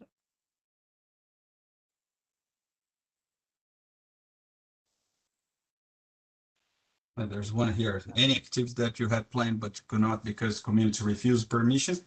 No, I must say that we always understood that we had to be conservative in our approach. As I shared during the presentation, the Spanish flu did harm tremendously the communities of Labrador, and it's something that we are not aware. Like normally are not aware, it's not discussed in the public. So we understood that situation, and we understood that we had to be very conservative in our approach. So no, there's nothing that the communities have refused, or nothing that we cannot discuss and align the best path forward. John, I have a quick question. When do you think the underground mines will be up and active? When the underground mine will be running, is that right? That's right. When Yeah. the underground mine. Yeah, so the Reed Brook production starts this year. So this year we already have the mine up and running. We are counting with the production from the mine in our North Atlantic production profile, and in Eastern Deeps next year. So the underground mining in Labrador is already a reality for us. Great, thank you. Because I did realize during my early time as a valley chair was early instrumented in developing that conceptual model. So I'm glad to see that it's coming to reality. Thank you. Great. Thank you. And one final comment that came in is that a participant applauds your contact tracing device initiative and will recommend to their company in Nigeria. So thank you for that presentation. It generated a lot of great discussion, and thank you for fielding all those questions. I'm going to move now to introduce our next speaker, Dr. Stuart Behe, presenting Managing Essential Infrastructure Operations During a Global Pandemic, the Perspective of the Texas Chemical Process Industry. Dr. Behe is the Interim Director of the Mary Kay O'Connor Process Department of Chemical Engineering at Texas A&M University in College Station, Texas. He worked for many years in the Middle East and also right here in St. John's, Newfoundland on the Terra Nova FPSO development. Welcome, Dr. Behe. Thank you very much. I'm just trying to get my PowerPoint up here if I can find it. Can you see this? Very well. Yes, we can. Okay, thank you very much. Well, thank you very much for the opportunity to share some of the experiences we've had in the Texas in industry with respect to the pandemic impact and the lessons learned, and more importantly, the opportunities to grow and to embrace new technologies. I spent over 40 years in the oil and gas sector in the Middle East, as well as here in North America, my first many years with Petro-Canada. And so I think my broad perspective provides a pretty good experience now. So this is an overall outline. We'll talk a little bit about the pandemic, the operations in Texas, some of the changes. I'm within a framework of business continuity management planning is where I come from in the Middle East. That's where we started our overall program to define a response to any major upset condition. I like sort of quotable quotes, so I'll start my talk today with this opening thought. if you fail to plan, then you plan to fail. And we all know that preparedness is the key to success in handling and recovering quickly from any major upset, whether it's external driven, like a pandemic or a natural disaster, or whether it's internal driven. So my comments today are based largely on the pandemic panel discussion we had in our symposium last October, which was titled Integrating Pandemic Preparation and Response into Business Continuity and Risk Management Planning. I facilitated a number of senior experts from the oil and gas industry, as you can see here, worldwide. Dara was ExxonMobil, and he was their infectious disease. Gerald represented the experience from government and from university. Paul Thomas is with Texas Oxy Oil and Gas, Oxy Chemical actually, and Richard Well is the senior VP of Dow.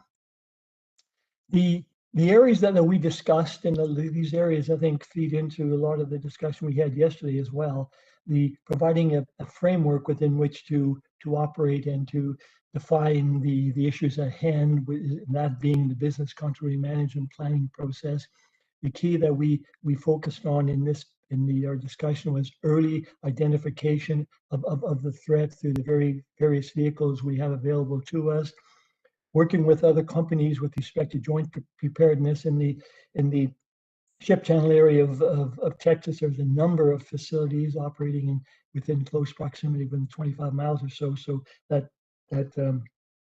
joint preparedness is an important feature. And then the testing for deployment and facility workers in areas where the outbreaks have begun historically, and then fostering confidence. How do we foster confidence? So within this, and then we also wanted to look at what was in place. When was the guidance in place, and how did we sort of use the guidance that was in place? Another area of concern was sorting facts from fiction and dealing with the tendency to declare victory when none is in sight. I think it's critically important. Yeah. Can I request you to put the presentation in the presentation mode? Oh, sorry, I'm sorry, Faisal. No, that should be okay. I'm sorry to bother you. No, by all means. Thank you, Faisal. Sorry, I should have done that. Perfect, thank you. My apologies. And then taking a layer of protection approach to life, whether one uses a bow tie or whether one uses a Swiss cheese model, and the need to involve public-private relationships and partnerships in reducing the impact within an overall complex, and to determining how the plan transitions through the various phases of the pandemic, and focusing on the determination of triggers that a plan can use as it declares victories over small battles, and hopefully the ultimate victory. So initial adjustments on plant operations in Texas, obviously people movements, this obviously applies much more than within Texas, but people movements were severely restricted. Plant staffing levels obviously had to be adjusted, and operating crews had to manage with fewer staff. Access to plant by subject matter experts, external folks who provided expertise in various ways were severely curtailed given travel restrictions. Plant testing, personnel testing requirements were extremely rigorous and had to be sort of monitored all the time. Virtual working from home became the norm, but this becomes a challenge to staff. And what we found out is, in many cases around the world, I'm sure reflects the same learning, that the staff are very, very resilient. They are quick to support and to do whatever is necessary to address the issues at hand. And some of the plans that we're talking about, they were deemed essential services, so they had to maintain operations at near or at full capacity. And a few of the plants in the Texas Ship Channel area changed production lines to make critical products such as hand sanitizers and whatnot. And then maintenance protocols had to be honored, given that these plants were at full production. And so regular shutdowns and turnarounds coordinated by contractors and their contractor staff, provided a substantial challenge to the overall situation where one is trying to isolate. In this case, we have to maintain, so that the additional requirements were quite substantial. Senior management. Senior management, I think, in most of the operations here in Texas within the majors are fully engaged, but engagement had to be much more regular, and the communications had to be enhanced to keep staff informed and to dispel rumors. As we all know, the rumors kept flying as to the efficacy of the vaccines and whether people should be taking them, and the wearing of masks and the challenging of those. And the testing protocols were implemented, and it was important that the consequence of willful violation be very, very clear in terms of anyone attempting to get around the system for whatever reason. In the plants, ongoing staff monitoring was conducted not because of lack of trust, but because of the impact of an infectious worker causing an outbreak. So there was ongoing monitoring, and that identified differences between company and contractor staff, which I will address in a moment. If not, someone can ask a question about that. And contractor teams conducting turnarounds had to meet these very strict requirements, not only from the point of view of plant entry, testing, going through all the protocols that were required as when they were on site. So from an overall perspective, in my days in the Middle East, I was very much involved in a business continuity management plan for Dolphin Energy. And this plan, as all business continuity management plans address, they have to address all aspects, all situations, internal or external, that have the potential to bring a company to its knees financially. And these scenarios have to be well developed, they have to be robust in terms of detail, and then recovery plans need to be put in place for each of the upset scenarios by a team of experts, knowledge in all aspects of the business. I can give you a couple examples if you wish. And then each significant upset scenario, such as the potential for onset of a pandemic, must be taken through the complete business continuity management cycle, particularly given that most of the staff that operated the plant came from different countries. So the issue of airport shutting down and those kinds of restrictions are very much in play. And we developed a plan in Dolphin Energy, which it covered 19 different scenarios, one of which was a pandemic.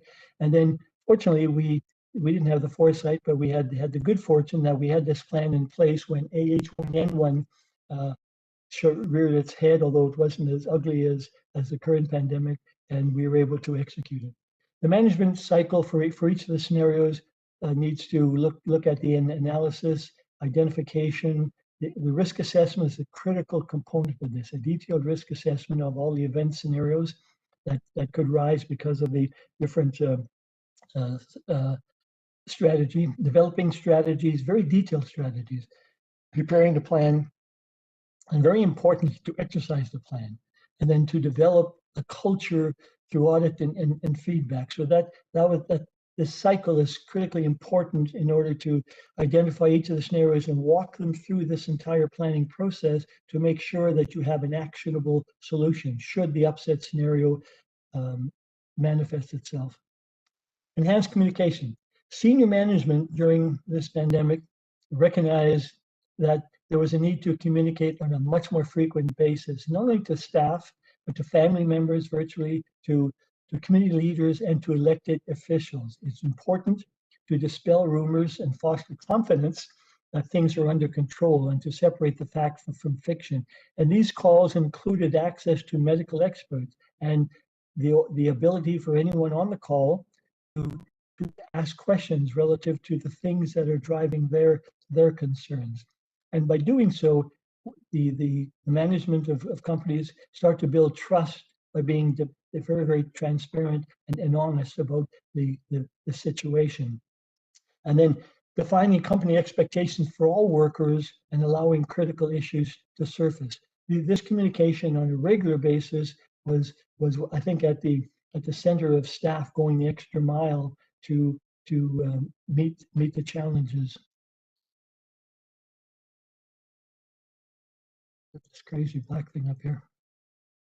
So what are the clear expectations and requirements? There are testing, there's compliance to testing, there's a defense in depth with signage throughout the plant and monitoring, and the requirement to stay at home if symptoms presented to any of the folks, and there was consequence for failing if plant rigorous monitoring was conducted to identify potential transmission on site, and there was to modify the process to access.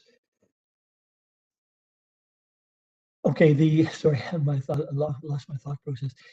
We require the expertise of subject matter experts, whether they're inspectors or experts who are going to provide some input on some critical components. We had to modify the access to those experts, and then establishing protocols to manage shutdowns during this very difficult period. So one can look at the pandemic in terms of the layers of protection. This is a Swiss cheese model, or one can use a bow tie on the poultry side of the bow tie and share one's experiences. And then in terms of protection, the layers of protection relate not only to the physical technical layer, but also to the organizational layer, and then the community layer. And the community involvement and awareness in the communication effort is critically important, so everyone is on the same page. The access to external expertise.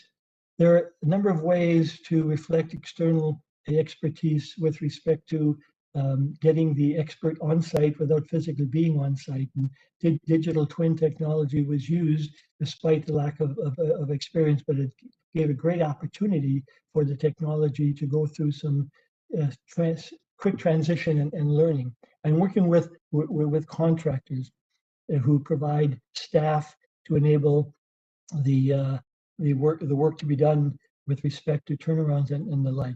And it's critically important that companies recognize that these companies need additional support and preparation for the execution of their work, for their preparation, and they need to be included in the overall communications plan. This is a big challenge. It's a major change for all contractors as well. What did we learn? Well, first of all, we learned, I think, as many probably have said, we were not well prepared. The plans to manage upsets conditions were inadequate. Robust risk assessments on the possible scenarios were also lacking.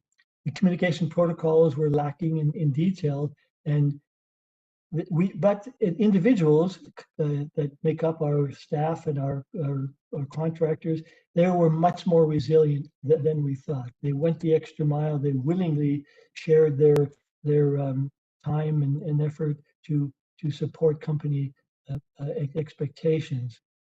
And while we can rise to the occasion and operate in crisis mode, we can only do that for a short period of time, and then we get then we get worn out. So we need to recognize also that that we need to rally the troops, but we need to support them, and the communication effort is a good way.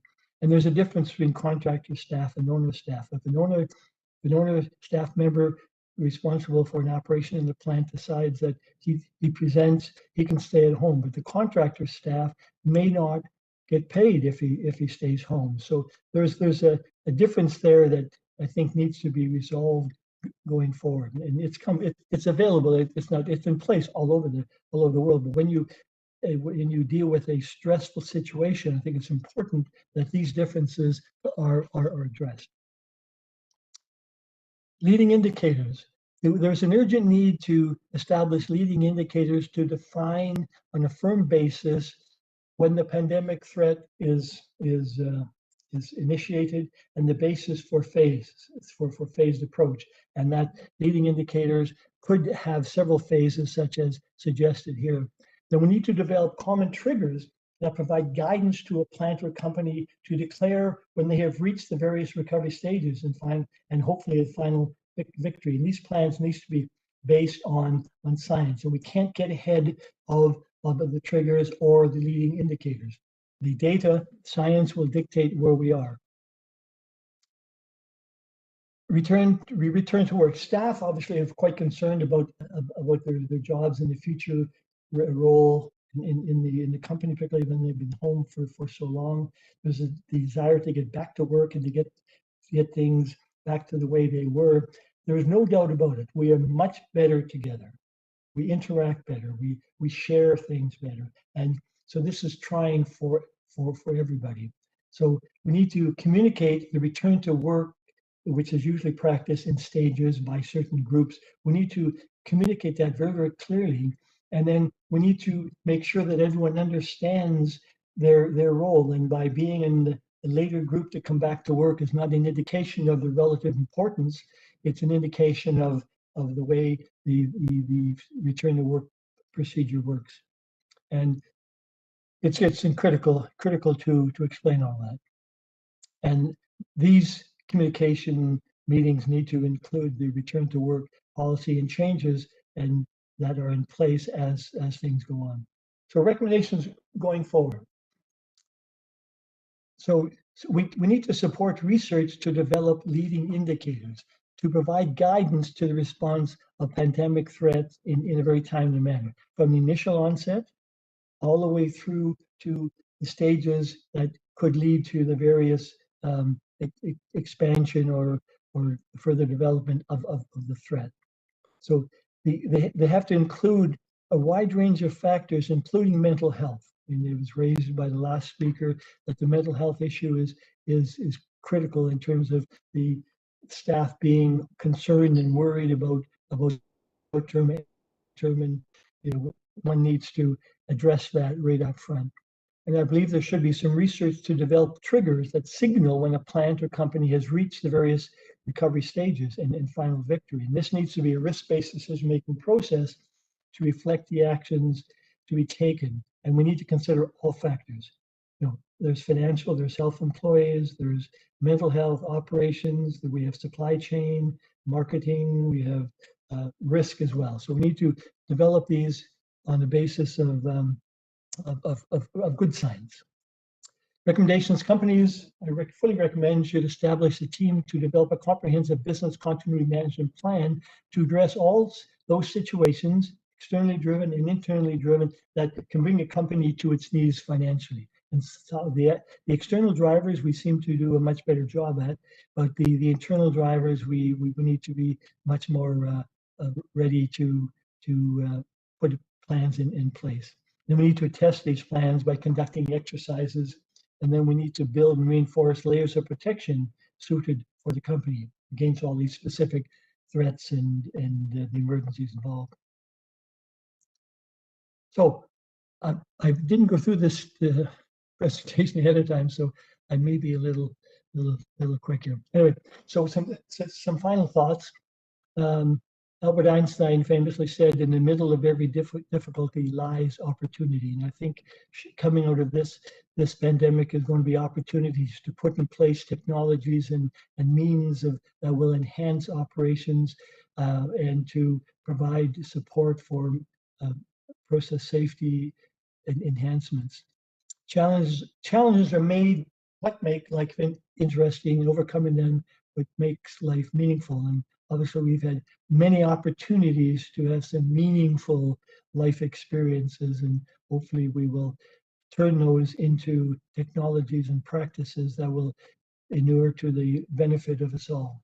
And we can't go back and start things over, but we can start now, and we make a brand new ending. And that brand new ending has to be an ability to foresee, manage our way through, and then recover from a pandemic threat, similar to how we do things on an emergency response basis, which we do very, very well. We have to make sure that we transfer these technologies to others. I'm going to boldly do some advertising, if you don't mind. The March 30-31, we have an instrumentation and automation symposium virtually. And if you're interested, there's a link here. It was postponed from early February, but we've added, because in Texas we had that deep freeze effect, and having lived in Canada for many years, and my friend Faisal has recognized that the deep freeze we had wasn't much of a deep freeze when you compare it to a Canadian experience.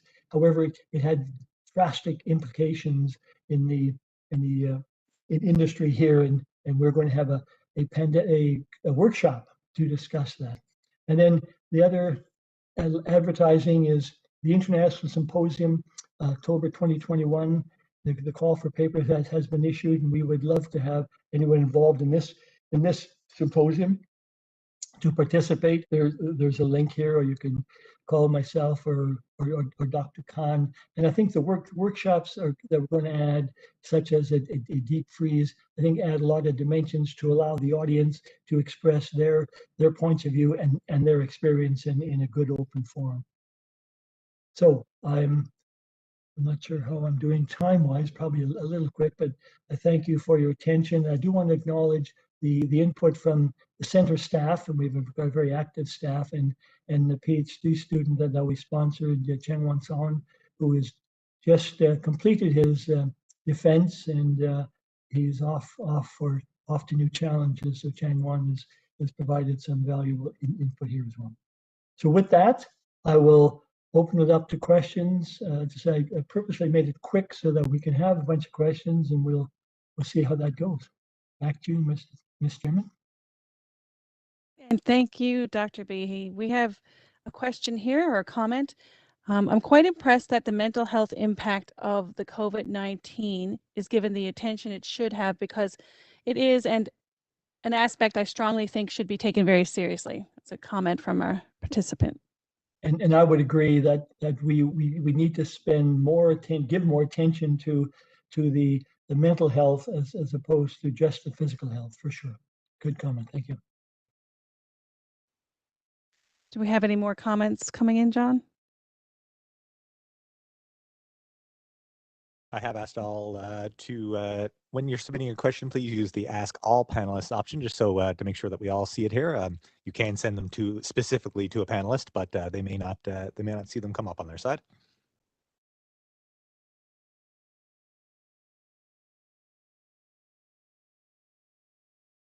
Always a little bit of a time lag in these remote situations here, so we'll give it another couple of minutes for some questions. So, what I'll do is I'll sort of indicate one of the scenarios that we had developed at Dolphin Energy, just to give you a flavor of the depth of the pandemic response item. We have a pipeline.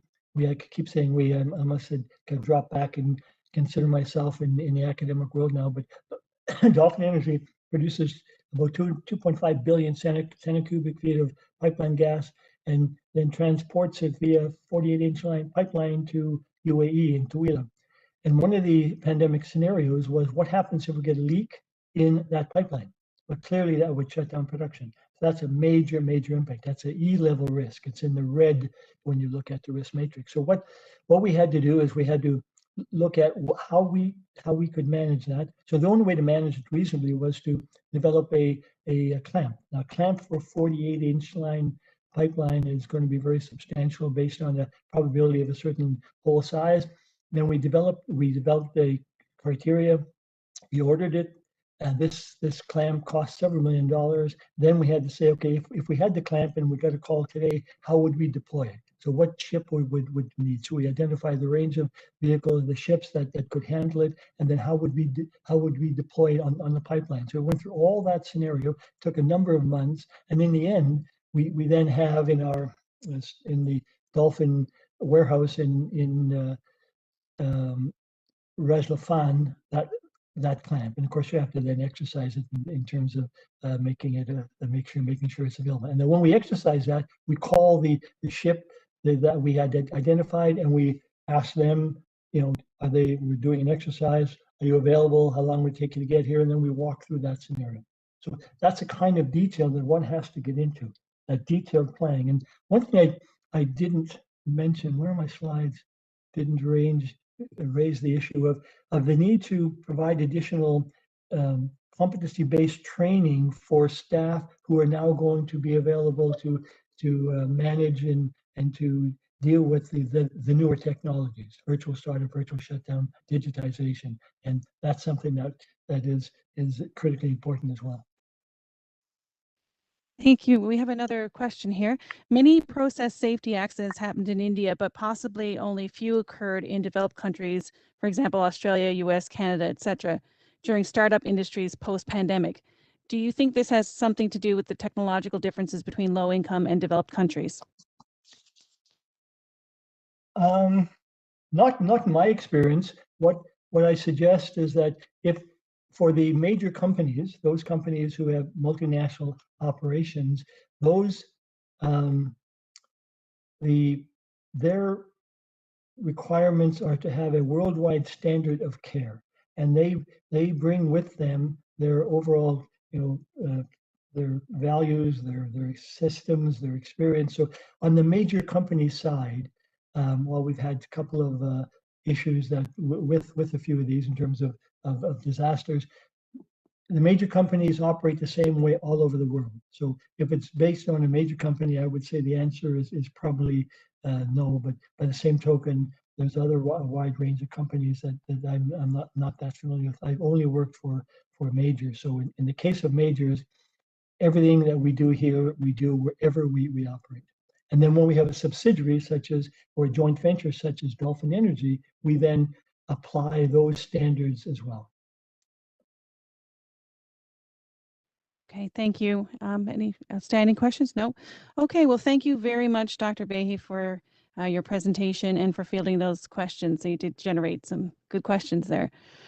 All right, so we're going to move along now to our next speaker. That is Dr. Jensarek Reniers. He's going to be presenting on evolving European conditions during COVID-19 and industry safety. Dr. Reniers is a full professor at the Safety and Security Science Group of the Delft University of Technology in the Netherlands. His main research interests concern the collaboration surrounding safety and security topics and socioeconomic optimization within the chemical industry. He's published more than 200 scientific papers and co-authored and co-edited more than 35 books. He serves as an editor of the Journal of Loss Prevention in the Process Industries and as an associate editor of the journal Safety Science. Welcome, Dr. Reniers.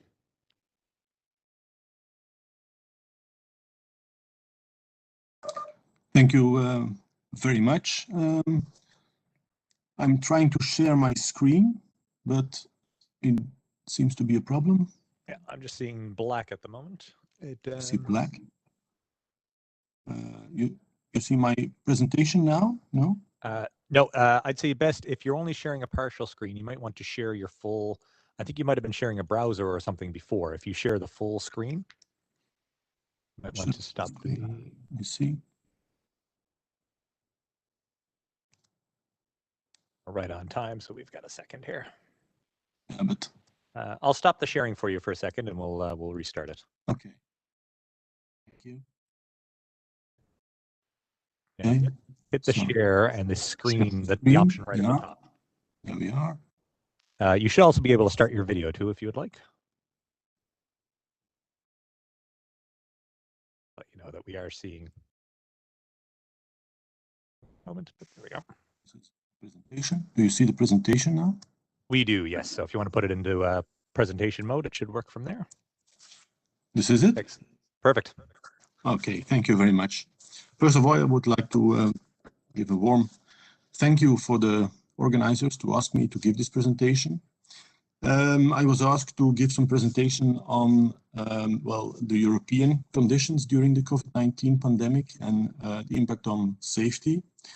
My background is actually, well, of course, I'm not a medical expert. I'm a safety and security scientist, an engineer and a safety and security scientist. So I will look at this from safety and security science and see how one of the models that was also mentioned by the previous speaker. The bow tie can be used to as the background for developing or improving the business continuity management plan. That was also mentioned by the previous speaker. I've written many books, but not on pandemics, and I'm not going to, but I think that a lot of lessons from a safety and security point of view can be learned. But first of all, I would like to share with you some lessons from European industry, because I asked some people from within Dutch chemical companies what were their experiences in this period, in this past year of COVID-19. First of all, what went well? I'm going to give you two kinds of ways of looking at things, what went well and what went wrong. Well, first of all, the things that went well, for example, information from the authorities came soon, was adequately described, they tell me, and was very clear and practicable. A lot of actions were taken with great speed in the beginning of the COVID-19 pandemic, so they were immediately taking it seriously in the Netherlands. And actually there were already plans. There were business continuity plans in many companies, because it was obliged actually in European legislation to take pandemic into the planning following the SARS epidemic of something a little bit more than 10 years ago. So actually the SARS pandemic plans never went into action, because it never became a real pandemic or an epidemic in Europe. But the plans were made, and these plans could be taken as the basis for actually working out all the measures that were necessary during this COVID-19 pandemic. These plans was also, of course, known by the Dutch Authority for Disease Control, and they immediately asked the companies to implement these plans, or at least what they could implement from them. Measures were aligned on what was issued by the Dutch Authority for Disease Control. There was a website created, and this website was immediately shared with all the companies, and companies looked at it and tried to implement the measures that were there asked to be followed. Measures for the government were adhered to for the administrative functions. So, for example, to work as much from home as possible. And I will later also indicate that some companies, not all companies, but some companies were actually also going to minimum staffing levels, not safety staffing, but minimum staffing levels, for trying to have people, as low a number of people as possible within their administration, but as well within their operational staffing. Some site users shared their contingency plans for alignment with other site users. With a site, I mean a chemical industrial park, because companies are often situated, of course, in chemical clusters or chemical industrial parks. So people within these clusters, several companies, they talk to each other. And in this case, in the pandemic period, they specifically try to talk a bit more and share their contingency plans. For example, information on the measures that they took, each company separately. This was especially interesting for the contractors, because there was a lot of issues with contractors, the contractors who work at one plant but also at another plant. And if several separate different measures were taken in different plants, this could be a little bit of a problem, which was also sometimes the case, by the way. But it was aligned as much as possible. The pandemic was taken seriously from the first moment, and actions were taken swiftly. The occupancy rate in the plants was minimized. As I said, they were going to minimum staffing levels, so the number of shifts was decreased as much as possible.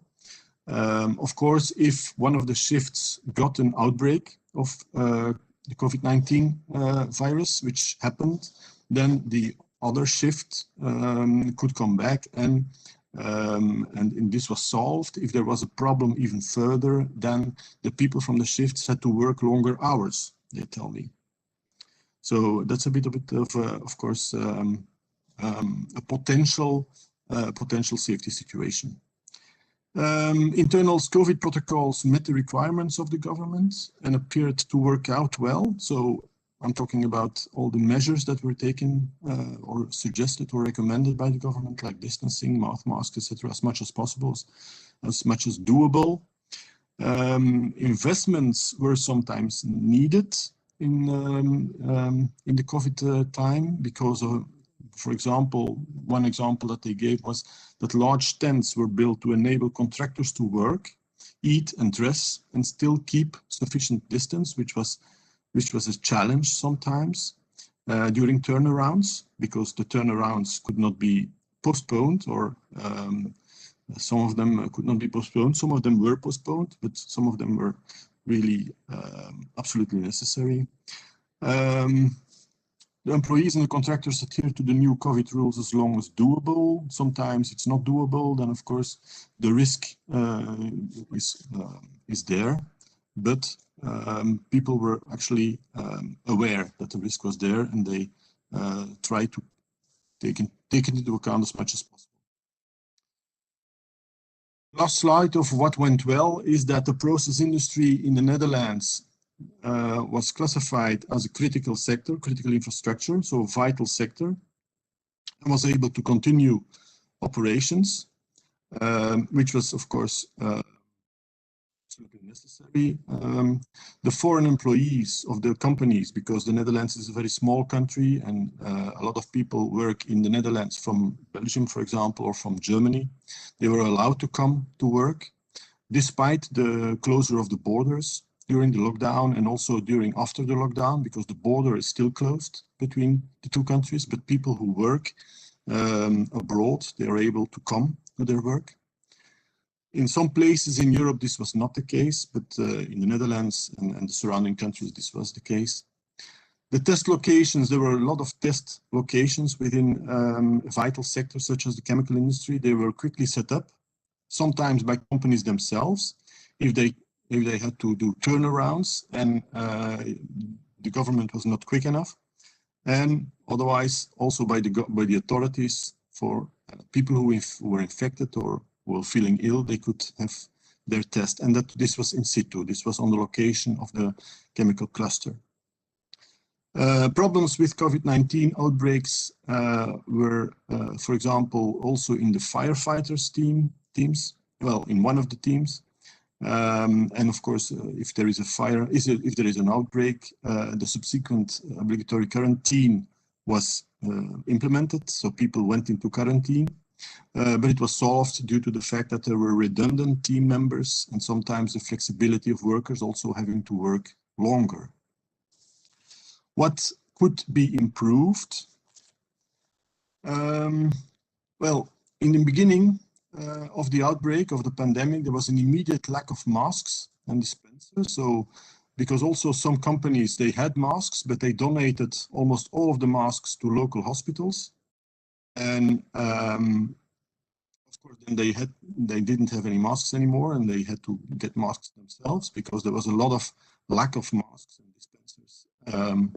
Well, in society as a whole. Some site users at chemical industrial parks did not align their measures with others. So a cluster-wide approach to deal with COVID sometimes was not possible. It was some individual companies that were unable, for some reason, for one reason or another, to have the same measures as other companies, and that was of course confusing for some contractors. In turnarounds, more cooperation was necessary or should be sought with contractors to align measures, and this was difficult. Some privacy-related measures complicated the implementation of the COVID measures. For example, there were temperature measurements at the entrance, but it was on a voluntary basis.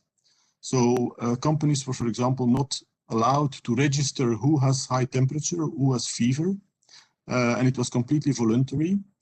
They could go to another entrance if they didn't want their temperature to be measured, which was complicating the dealing with the COVID-19, of course.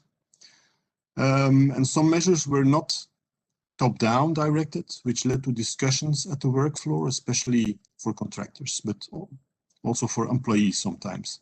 So, for example, face shields were allowed at some places as an alternative for masks. At other plants, they were not allowed. Also, what is obligatory? FFP2 masks or surgical masks or whatever.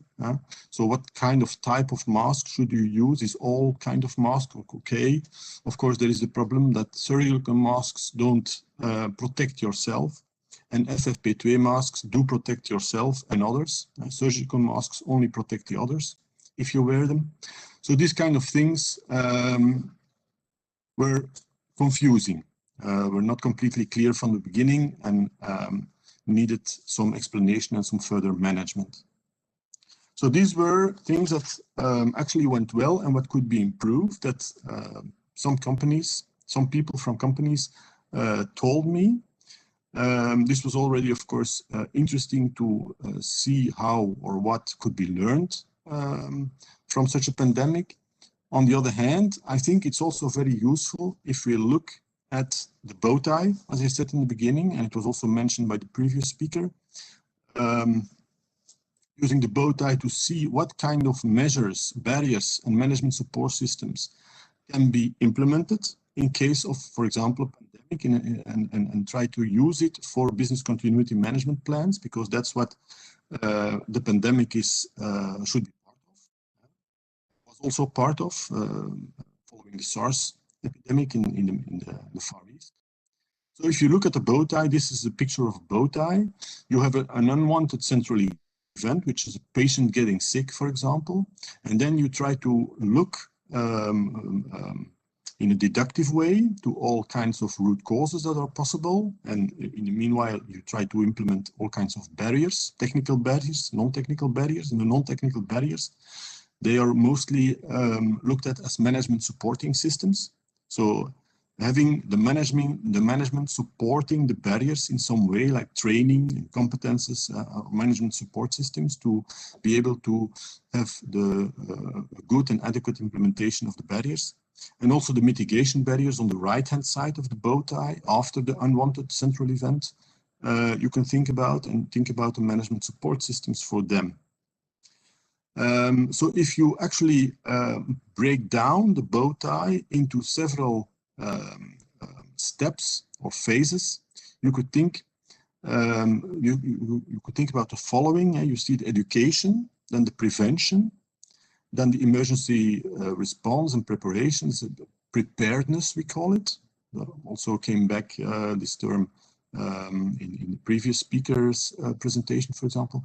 Then you have repression, and you have the resilience. In the end, you have the resilience and the measures, of course, that need to be taken to be resilient against the next pandemic or against any kind of unwanted scenario. So if you're going to look at the bow tie for the pandemic, so integrated pandemic barrier model, which was actually published in Safety Science as a paper, which was called Reflecting on the Safety Zoo, Developing an Integrated Pandemics Barrier Model Using Early Lessons from the COVID-19 Pandemic, the Safety Zoo, because a lot of animals are used to indicate some kind of a safety situation. In case of the pandemic, it was a gray rhino, something that comes to you and you just do nothing because you think you will be able to jump aside right before the rhino hits you. But of course, if the rhino comes to you, it's in a speed that you cannot imagine, and it will hit you. You will not be able to step aside, which was in this case the case. But there are many other metaphors with animals for safety situations. In any case, if you look at it, you see here a model where the unwanted central event is the patient that gets sick, that has the COVID-19 disease. And you look at what kind of prevention, well, education, prevent the root causes, the education, prevention, and preparedness measures that are possible in terms of barriers and in terms of management support systems. And if we look at it a little bit deeper, for example, to the left-hand side, you see that a number of root causes can be thought about. Traveling more across the globe, living more in cities, etc., etc. leading in the end to outbreaks and to, well, pandemic spreading.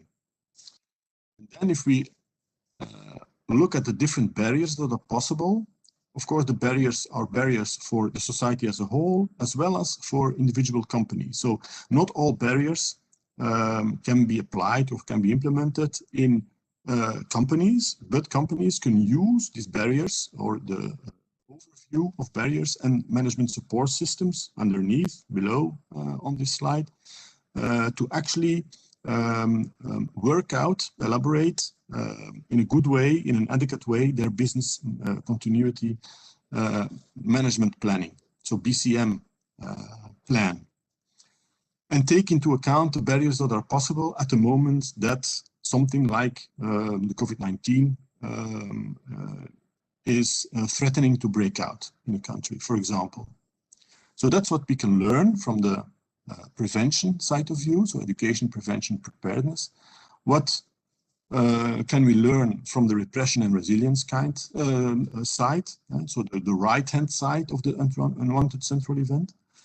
You can see different kinds of course, long-term effects. How do we deal with it from a barrier and management support system perspective? Well, you see here a number of barriers that are possible on the right-hand side of the bow tie. Okay, and also a number of management support systems supporting the barriers that are actually implemented. And also this list can be used as the basis or as kind of a checklist where you can use the right things for your own business continuity management plan, and trying to take it into account when something like a pandemic is threatening your company. On the other hand, of course, we have all these kinds of barriers and all these kinds of business management support systems that are possible to put into the business continuity management plan. But it's also very important to have the right culture within the company to do this, to have the right open-mindedness, the right, well, previous speakers called it trust, transparency, etc. within the company. And that's all reflected, I think, into the safety culture. So if we look at a safety culture model, which was also published in Safety Science as a paper in 2018, I think that we can discern two parts. The one part is all the things that are observable. So observable technology, observable organizational things with respect to safety, observable human behavior, which is with respect to safety, so safe and unsafe behavior, so everything that can be observed. And they are the observable safety outcomes that, of course, should be linked with what the previous speaker also called the leading indicators and the lagging indicators.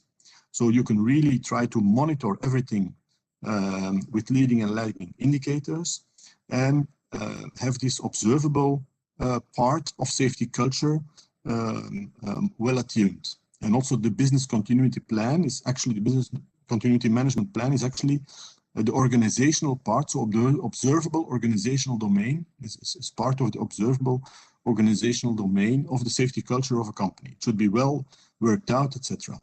But on the other hand, you should also realize that the safety culture also consists of two other domains, which is the safety climate, and the safety climate is the shared perceptions on safety. What do people think about safety? The perceptual domain, which really is a very strong connection with what really happens.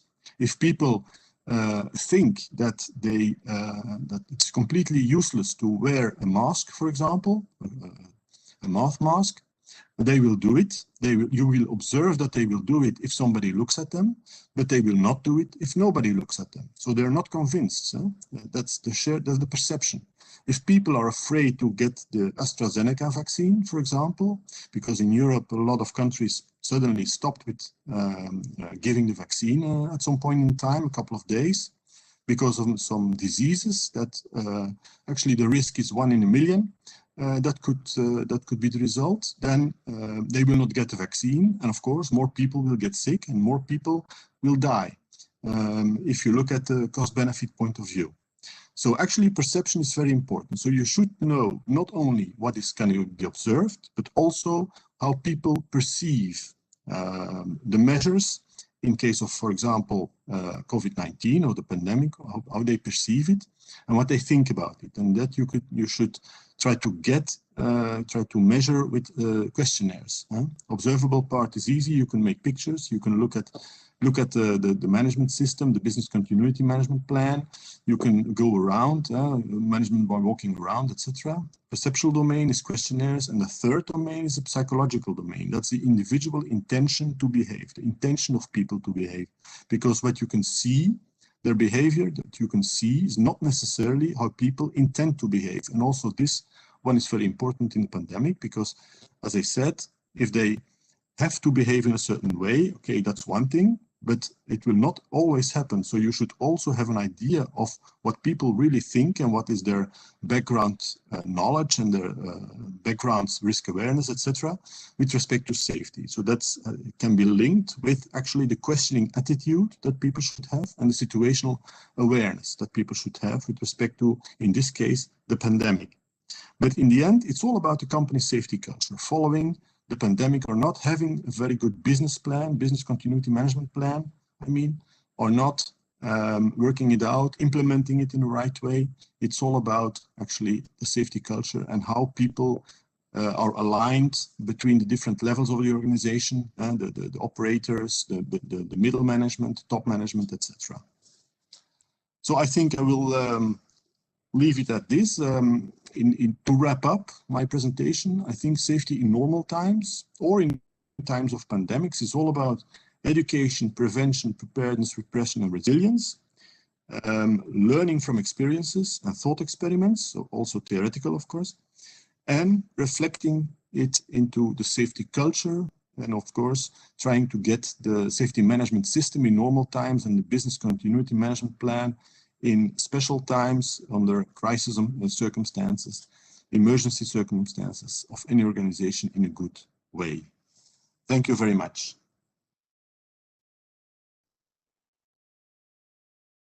Thank you, Dr. Reniers. Do we have any questions coming into our Q&A box?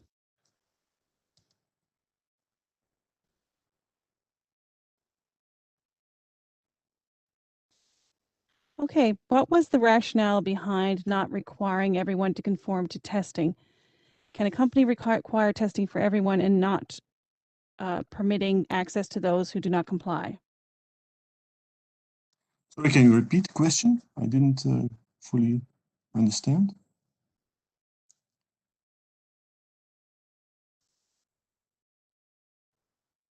My mic was off. We have a question from Dr. Behe. What was the rationale behind not requiring everyone to conform to testing? Can a company require testing for everyone and not permit access to those who do not comply? Privacy issues. So it was not obliged for everybody to do a testing if they didn't. It was a voluntary basis. So the privacy is actually very strong. Can you hear me? Darlene?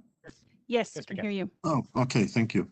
So the privacy issues were actually very well strictly implemented in the Netherlands. I'm not saying that this is the case in all of Europe, because I've heard about other countries where it was absolutely obliged and that they needed to get tested, for example, once a week in some countries. So every week they needed to, all of the employees needed to get tested, but it's not the case at all in the Netherlands. Thank you. Any other questions coming in, John? No, we don't see any in the question box there at the moment.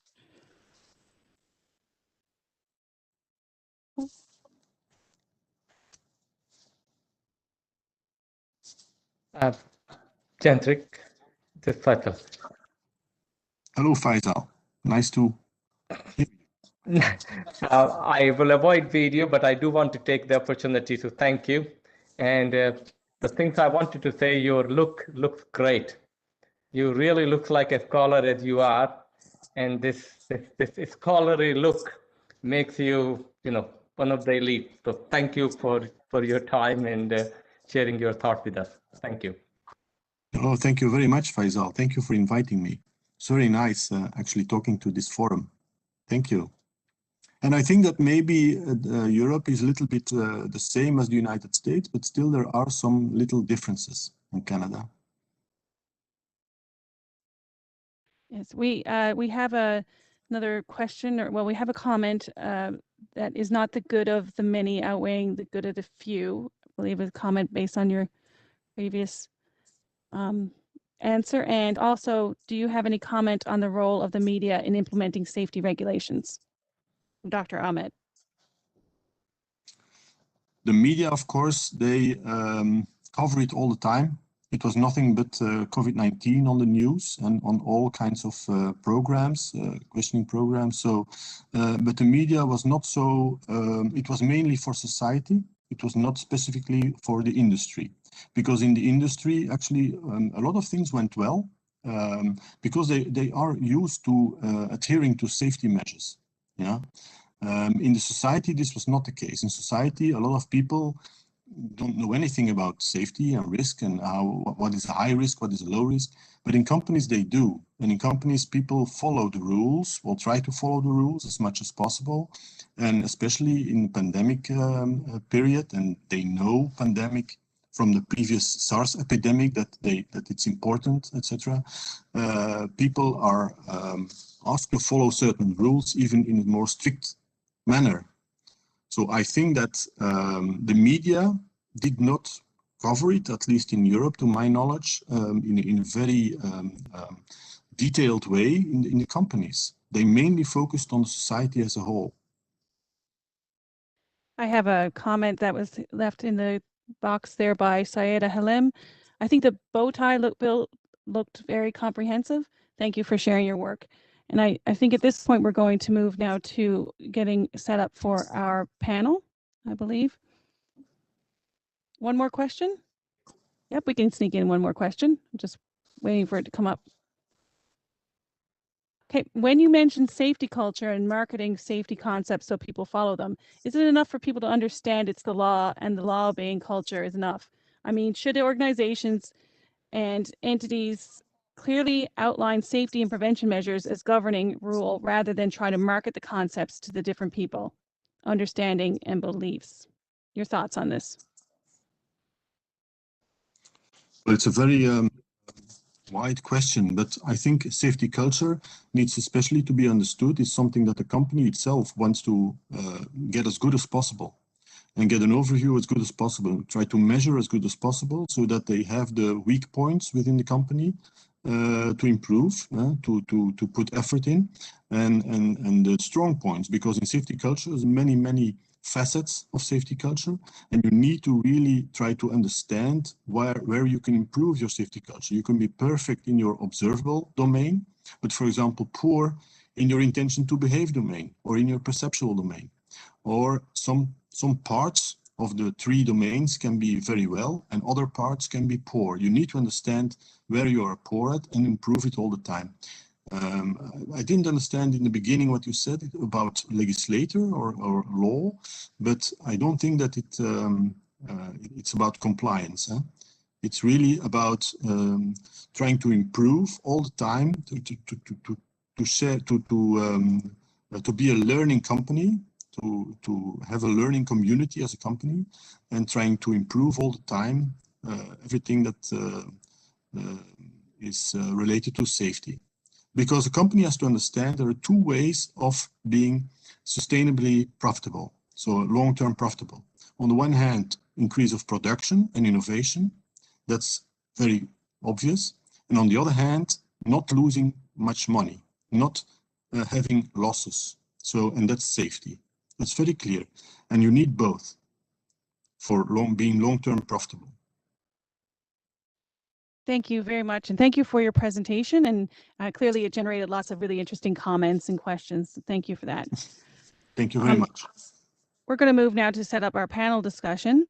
And you'll see our technical lead doing some of that in the background there. But while he's doing that, I'm going to introduce you to our panel moderator. I'm very pleased to introduce you to Mr. Scott Tessier. I thought about it last night, Scott, and wondered how long have I known you? And 30 years, I think, is the number that I came up with. So I'm pleased to introduce Scott. He has been the CEO of the Canada, Newfoundland, Labrador Offshore Petroleum Board since 2013. Before joining the CNOPB, Scott was an advisor in the petroleum industry on legislative and regulatory matters, and he served in several senior positions in different government departments during a federal public service career that spanned 12 years. Since 2019, Scott has been a member of Eastern Health's Board of Trustees and Quality Assurance Improvement and Safety Committee. In his capacity as CEO of the CNOPB, he's an observer on the board of One Ocean. He's also served 2 terms on the board of directors of the Marine Environmental Observation, Prediction, and Response Network from 2014 to 2020. Welcome, Scott. Thanks, Darlene. Great to see you. So the topic for our panel is looking toward digitalization, resilience, and operations. And we're going to explore something that we all look forward to, and hopefully that isn't too far into the future, and that's life after COVID-19. At a time when COVID has required physical distancing and limited the number of personnel on offshore facilities, virtual meetings like this one and discussions have helped ensure connectivity and assisted in the sharing of information. Onshore control rooms are becoming more and more common, and remote capabilities are expanding. So technology is proving useful in providing resilience in continued operations, as well as in internal and external communications. And this all would have been so much more difficult a few years ago. But new technologies come with their own risks. For example, the threat of cyber breaches are ever present and very real. We must all do whatever we can to ensure that the technology remains safe for use and protect it from hostile intrusions. To help us explore and expand on some of the opportunities and challenges before us, we have 4 distinguished panelists joining us today. I'm going to allow them to quickly introduce themselves and tell us what they do for a living. And in doing so, we're going to do a real life test of the connectivity of the panel session. So I'll start with Stephen Ricketts. Yeah, thanks, Scott. Really appreciate the being called distinguished and also being a name to an expert panel. But really, I'm actually a generalist, so I'm kind of an industry participant here. My background is I've got lots of varied experience in economics and subsurface management, we'll say the reservoir management piece, projects, supply chain here and in Calgary, back and forth a number of times.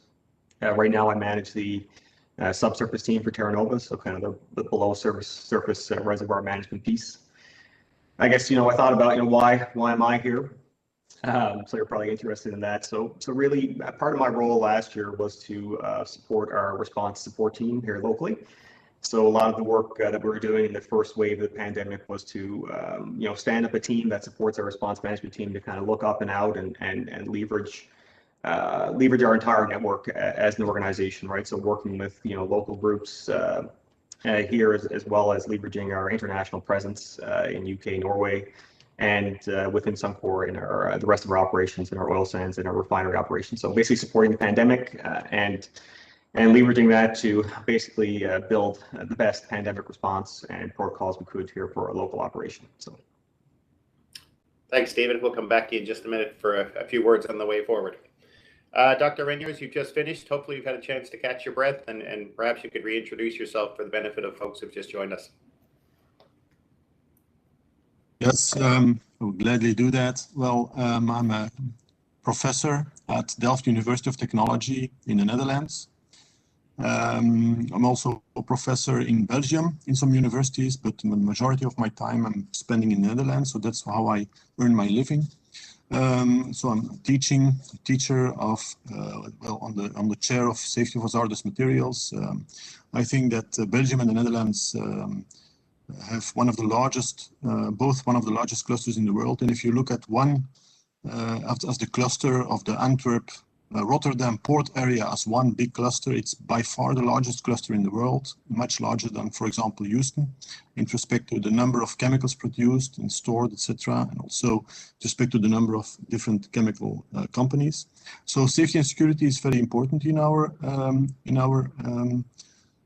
region, and well, that's my background. I also mentioned security because since 9/11, that's one of my research domains that I'm now doing a lot of research upon. So safety and security within the chemical industry from a very broad viewpoint. So technological issues, but also management and organizational issues, also human factor like safety culture that I just mentioned, and also broad thinking about, okay, what is safety as a science and what are the fundamentals? How should you think about risk? How can we improve leadership, performance management indicators, big project on that. So I'm a generalist, but with a lot of specificities. Thank you, Scott. Thank you. I'm glad you could stick with us for the panel. It's great to see you.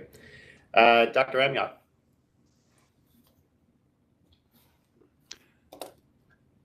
Thanks, Scott. I think I'm up there. I see myself waving the flag for Nova Scotia, Scott, another province on the east coast of Canada.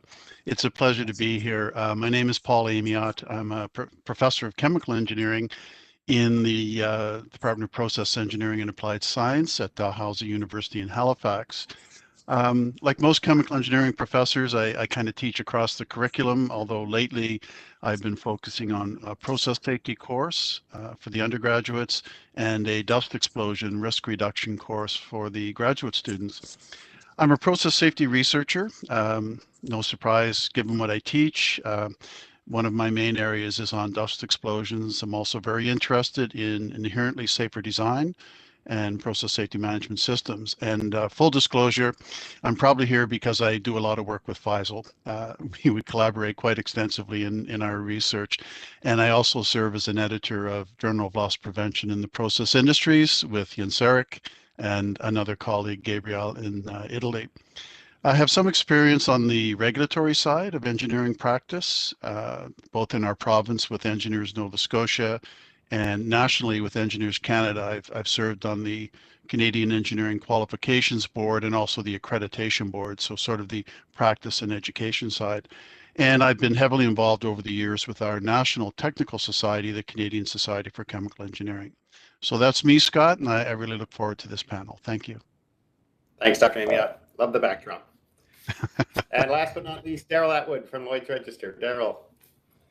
Thanks very much, Scott, and hello to everybody.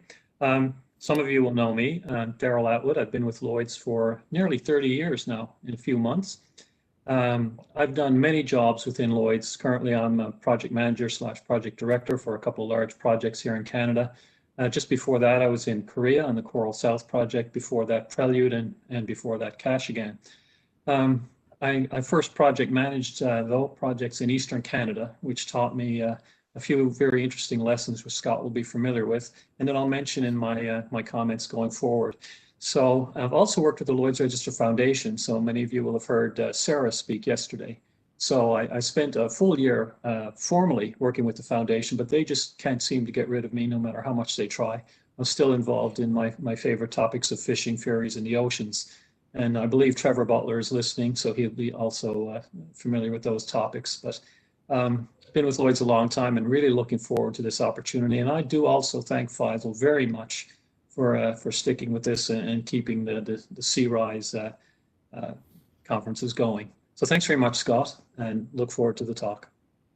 Thanks, Daryl. It's great to see you again. So that's the easy part, panelists. You're precisely on time. Great job. Great start. Now the next challenge is to summarize your views on three of our favorite topics: digitalization, resilience, and life after COVID-19. Give us your thoughts on the way forward, all within the generous allocation of 5 minutes each. So Stephen, you're going to set the tone and set the standard, and others will follow suit. Okay, thanks, Scott. Hopefully everyone can hear me. So, I mean, when I thought about this, I bucketed it into three different general buckets. One was how we manage the risk. You know, thinking back to beginning of March last year, we really had a novel crisis, as they call it, right? So it was a novel coronavirus. And what that meant was it was really an unknown risk and an unknown consequence, right? So it was really difficult to quantify what was going on. And, you know, we've learned a lot from there. So we're moving more towards you know, we know more about the virus, we know more about the situation, and we know more about the consequences. Not that we know everything, but it's moving more into our traditional risk management techniques. So, you know, numerous controls have been developed.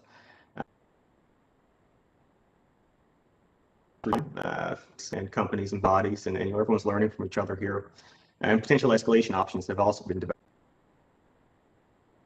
we've got a bit of a playbook up and down that the various groups can use to help manage the crisis as we do go through different waves. For example, here, leveraging that here a couple of weeks ago when we went through an uptick in Newfoundland. And we have that playbook. We have more being developed, right? So we also have vaccines coming out. We've got other controls that are coming in place, like other testing technology, rapid tests that various groups are looking at rolling out.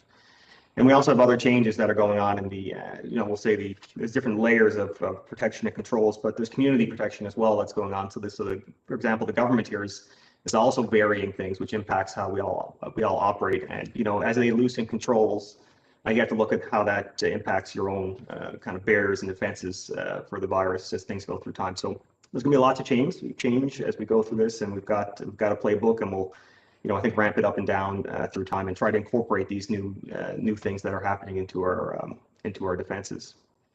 Another big thing that happened, I think, for all of us was the going forward, the working together. I think that being especially for industry, you have lots of proprietary information. You're working with each other.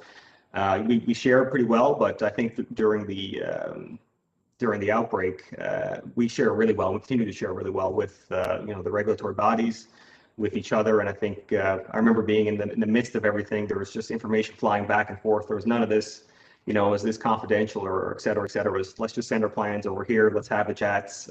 We don't care about those things anymore. So I think working together, I think, is continuing, and I don't see that kind of retreating at all. So I think that's really positive. And I think pertinent topic here is technology. Technology has been instrumental in this pandemic response. So, for example, for us, we had a fully virtual response support team.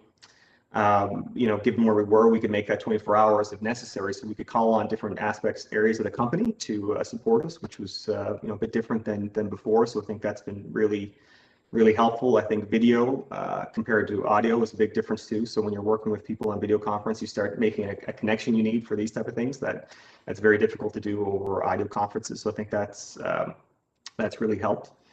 And it's really helped us tap into, our global network here for all of us that I've never seen so much collaboration in my career. And I think a lot of that has to do with the technology that it's very different just calling somebody up on an audio conference than getting them on video. So I think that's been super helpful to us all. So those are my thoughts. Thanks very much, Stephen. Certainly echo all of that from a regulatory perspective. It's been an interesting journey and one that I think we've learned a lot of great things through some real challenges. So appreciate your perspectives, and we'll come back to you in just a little bit. Dr. Reniers, you're back up. We've heard a little bit from you prior to the panel, and we've got an extra 5 minutes of allocation for you to sort of summarize your thoughts and talk a little bit about what happens next.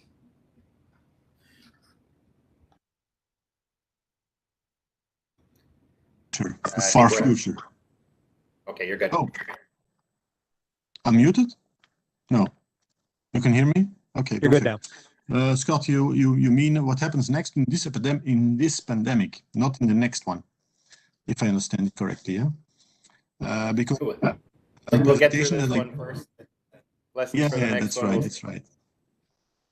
So, because my previous presentation was actually learning from this pandemic for the next possible thing that go wrong, a pandemic or something else.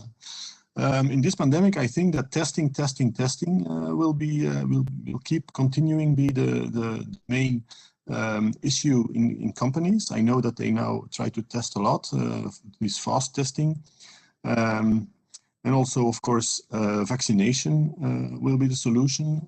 For the rest, I think all the measures that are taken in place will continue to be taken in place. And as the previous speaker also told us, cooperation will not decrease. I mean, people will cooperate even more with each other within chemical industrial parks. Transparency will not decrease and will increase about sharing information, etc. Maybe also these privacy issues will be questioned for the future. I don't know. For the moment, it's not the case, but I think that privacy can be a problem for certain situations, such as these pandemics. I hope that this will be questioned, but this is more like for the government, etc., and more for the future. And for the rest, I think education. People, because we have seen, of course, the past year, the continuous progress of knowledge. That's how science works, but apparently society doesn't know that. They think that if somebody says something, that this is true for the rest of the days. This is, of course, not the case. Science works with increasing your knowledge all the time, seeing what happens based on facts, based on things that happen. And I think that's, well, society has learned a lot on this as well. And actually within the companies, people also have learned that that there is something like the progress of knowledge. And I think that this is really something also that will stay, and that this is something that will continue also in this pandemic. Learning as time progresses. Scott, thank you. Over to you. Great, thanks, Dr. Eniers. Dr. Amiot, back to you. Thank you, Scott. Yeah, I don't have any solutions, just maybe a few thoughts on components of a plan on moving forward. And I broke it down into three broad categories: healthcare, academia, which I'm most familiar with, and industry. On the healthcare side, I think Inserix just said a key word for me, and that's vaccination. We all know where we are in our own geographic location with respect to vaccination. And to be honest, I'm not sure where we are in my own province.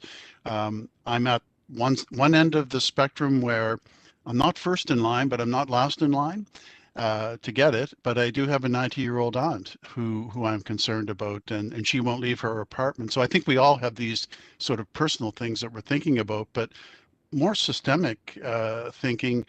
I'm not sure I've heard a lot about the role of vaccination in resilience and return to work, and I just maybe that's something that we could explore a bit in the panel. I do know at my university, at least I haven't been a party to any discussions on, when we're all vaccinated, does that mean we go back to teaching in person? So on the academic side, it's been a huge, I'll call it organizational change. And it's a huge challenge to manage. We need MOC around academia right now, and we're certainly doing our best. And I know people throughout the world are. At Dalhousie, we are taking a very cautious approach to a return to in-person teaching. We're a cautious university. We're conservative. We're a large university, and we have big classes, 300, 400, 500 people classes in some cases. I think another key issue for academia as we move forward is an assurance of academic integrity. Engineering programs in Canada, as in other places in the world, are accredited programs. We have a direct path into licensure through an accredited Bachelor of Engineering in Canada. And I'm not suggesting that there's rampant dishonesty in academia right now online, but I do know as someone who's teaching online, it's a much more difficult process to assure academic integrity. The other point I would make on academia is, and I don't think I've heard a lot about this, is an assurance of educational effectiveness. I mean, we are doing the best we can, but how effective are we? And are we going to have a knowledge gap that gets passed on to industry? Industry should know that for many engineers, and I'll speak for chemical engineers coming out, most of them will have done at least their senior year online, their capstone design work. And some other students may end up having done perhaps half of their engineering degree online. Again, I'm not suggesting that that's highly ineffective, but to me, it's very different from in-person teaching and what we know about that. So the final point I would make, Scott, is on industry. Far be it from me to tell industry what to do, but just thinking about going forward, and I'll steal a line from Trish Kieran, the director of the iChemie Safety Center. She said, make time to reflect. And Jenseric did this in his presentation. It talked about, reflect on what worked well and what did not. One thing we're very good at doing in our business of process safety is learning lessons from what worked and what didn't work. The final point I'll make is I think that in industry and really everywhere, borrowing from Andrew Hopkins, we need to maintain a preoccupation with failure. I mean, that is just part of what we do as risk-based people. We really need to avoid complacency. Thinking about going out in Halifax and shopping or doing this or that, we all wear our masks, but I think sometimes we're all kind of thinking that the virus is not here. That's how we're behaving. 2 meters of separation. We know how easy it is to close that 2 meter separation distance. It's not like an industry where we have a hazardous process unit and a control room and they're fixed, so we know about limitation of effects. Those things don't move closer together. People do. So I think there's a real need in general to keep at it. I know we're all tired, and fatigue is a big issue. And maybe it is fatigue that leads to some of these breakdown of barriers, but I think we also have to really work hard to avoid complacency. Thanks, Scott. Thanks, Dr. Amy. What a great overview of things we need to sustain and things we need to address relatively quickly as we progress through the pandemic. Well, as I said, no solutions, just issues, I guess. Thank you. From problem identification leads to solutions. Daryl, batting cleanup in our batting order of opening comments. Well, thanks, Scott. You've hit my favorite sport right off the bat. And there's another cliche. Paul, that's a tough act to follow. I wanted to interrupt you several times, as I did with Genseric, and engage a debate, but I resisted the urge. Again, thanks, Scott. And first of all, good day to everybody. And I'd like to thank Faisal and his team for all the excellent work they've done and continue to do, not just this time, especially this time because of where we are, but over the past several years, for organizing this opportunity for us all to gather together and share ideas. It's wonderful, Faisal and your group. So thank you very much from me, and I'm sure from everybody. So when I first saw the proposed brief with the 5 minutes, I first wondered whether we would be able to talk about a cohesive and effective global plan forward. But when I reflected on it a little bit, I remembered how far we've come in the face of the pandemic, and how we could actually turn this situation into something positive with a consistent and diligent approach forward. I had planned to speak about business in general and the humanities outlook, but in retrospect, I thought I should just speak about what I think I'm more familiar with. So I'll leave it to others to talk about the general business and the humanity part of it. One of the things that my work with Faisal at Memorial taught me, or the conclusion, one of the main conclusions was, it isn't one thing. That was the basis of my work. It wasn't one thing that caused an accident. It was not only the safety culture that Genseric talked about so eloquently a little while ago, but I believe there's also external influences, price of value placed on life in society, price of oil, for example, in the oil and gas business, and there's also direct causes. So that's one thing that I learned in my work with Faisal that I found so enjoyable. So then, what can a class society like Lloyd's Register contribute to a way forward after a pandemic like we've all just been through? And my answer is, like all organizations and all groups, and in fact all countries, we should do what we're good at. We should think about what we can contribute and what we're good at. And with respect to class societies and Lloyd's in general, two things came to my mind of how we could contribute to going forward. And the first one was the surveying function. And the past year has found class societies having to up their games in the performance of remote surveys. This was something clients were wanting even before we started into the pandemic. But if classification and certification work was going to continue during the past year, there was no choice. It was a certainty. And recently, I've watched auditors in New Jersey and Portugal conduct inspection on equipment in China and Indonesia from their homes at all hours of the day and night, and yard staff holding cameras around so that the auditors could see what was happening. Real-time data transmission had to be was an enforced necessity. But the increased pace of business and construction work and heavy industry is going to mean that these gains that we've made in how we can assess things are going to continue, I believe, in the future. It won't be automatically back to the surveyor always has to be there. Just like Paul mentioned, there will be cases when the surveyor needs to be there, when we need to have a face-to-face interaction. There's also going to be gains that we've made in the past year in learning how to effectively, without losing any quality and without losing any attention to detail, conduct surveys when you can't always be right there at the yard or on the ship, pandemic or no. The second area that I thought class societies could contribute to would be in the rule, standard, and code development. Again, it's what we're good at and what we do.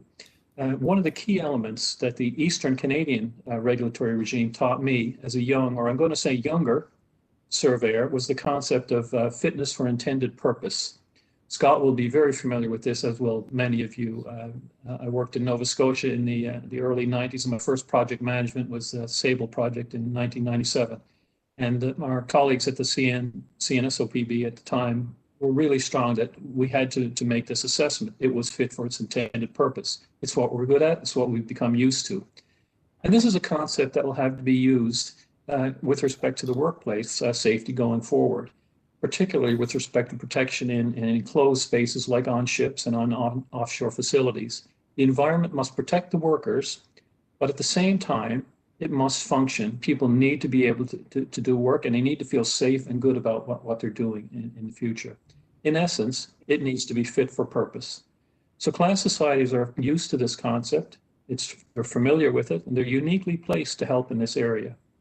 So first in the areas which we normally operate, ships and offshore platforms and floating units, but then beyond that. So in closing, I'd like to also add a few words about the Lloyd's Register Foundation, our charitable arm, about which many of you will heard me speak at some of Faisal's earlier conferences. So I spent a year formally working with the foundation and remain engaged with its work today. You will also have heard my colleague Sarah speak yesterday. And like the Lloyd's Register Group in general, the foundation mission is centered on safety. And its attention is heavily driven by such major global safety issues as food safety, resilience to future operations, safety of autonomous systems.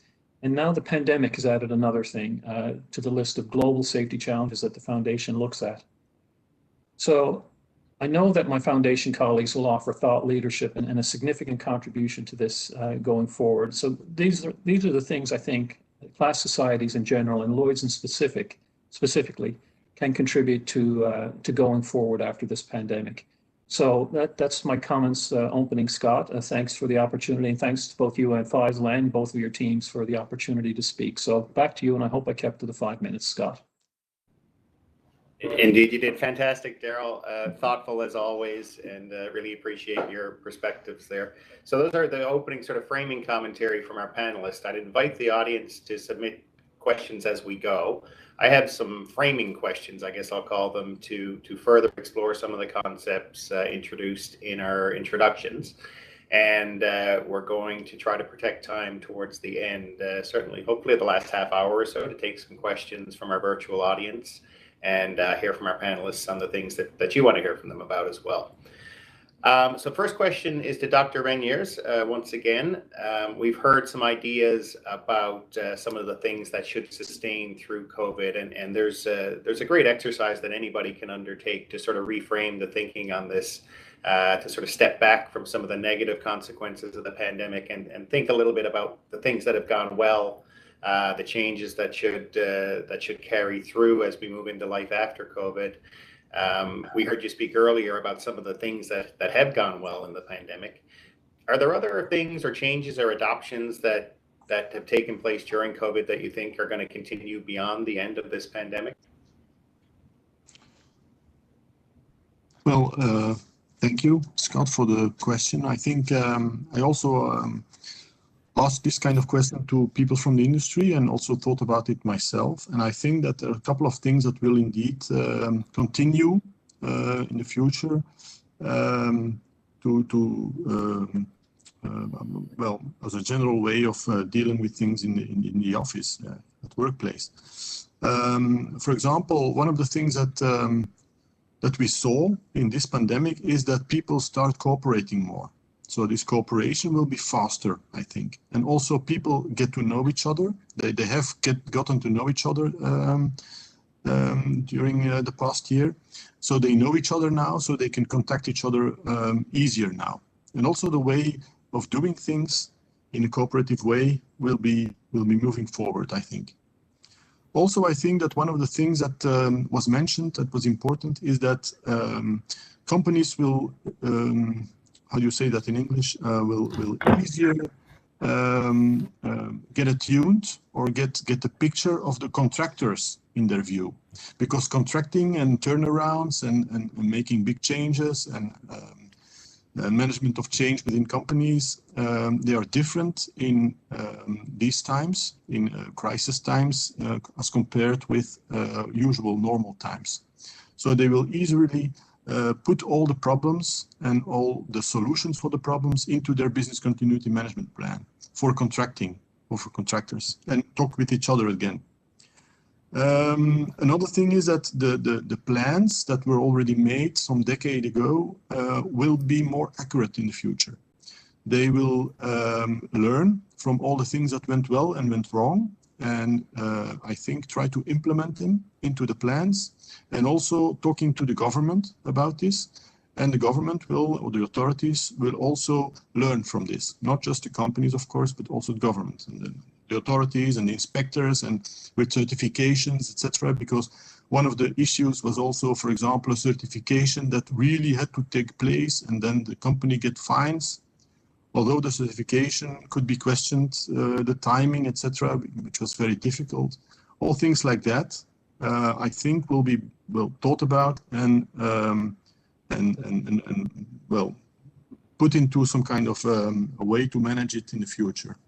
I think also in a general way that there will be, for example, more digital meetings, etc., more flex, they call it flexplex. So I mean that you don't have your own office anymore, but that you share offices and you come at certain times, etc.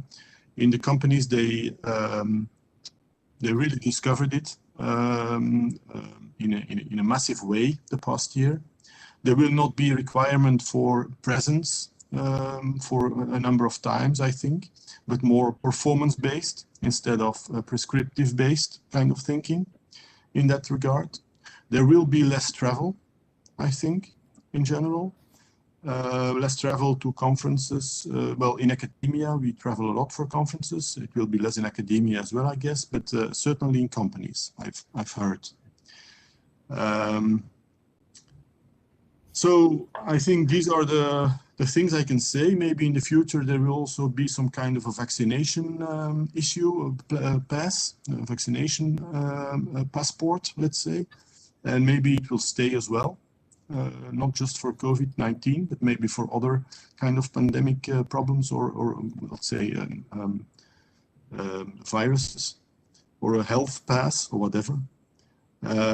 So yeah, that's more or less my reflection on this question, Scott. Thank you. That's great. Thanks. That's a helpful glimpse into the crystal ball here of what the future might look like. Other panelists, is there anything that we've missed in terms of some of the significant takeaways post-COVID that you think are going to sustain on the other side of the pandemic? Hey, Scott, I thought I'd raise one. Raise a lot of things I was thinking of. But one that I thought of afterwards here was kind of the mental health journey that we're all on. I remember going into the pandemic, you know, from a leadership perspective, we were all basically, you know, we're on this journey. We're trying to understand it more, trying to understand the real mental health issues we have in the country. And you know, I've been involved in, you know, the Memorial wildfire years ago and this one here, but I think it was front and center here a lot more than it has been in the past. And I remember reflecting on, you know, when you stand up a crisis management team and everybody on that crisis management team is going through a crisis, right?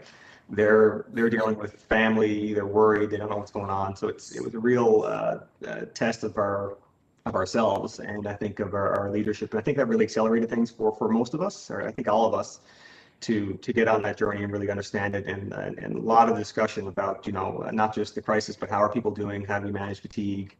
You know, how do we manage specific circumstances? Was not that wasn't done before, but I think it was much more prevalent in this situation. Yeah, I think the pandemic's accelerated a lot of the progress we've seen in discussions and conversations around mental health. That's a great addition. Yeah, just a quick one, perhaps, Scott. And I won't go into a lot of details, but I found in engineering education, we put a lot of emphasis on teamwork and active learning, small group and such. And that's, of course, become more difficult online, although we still do it.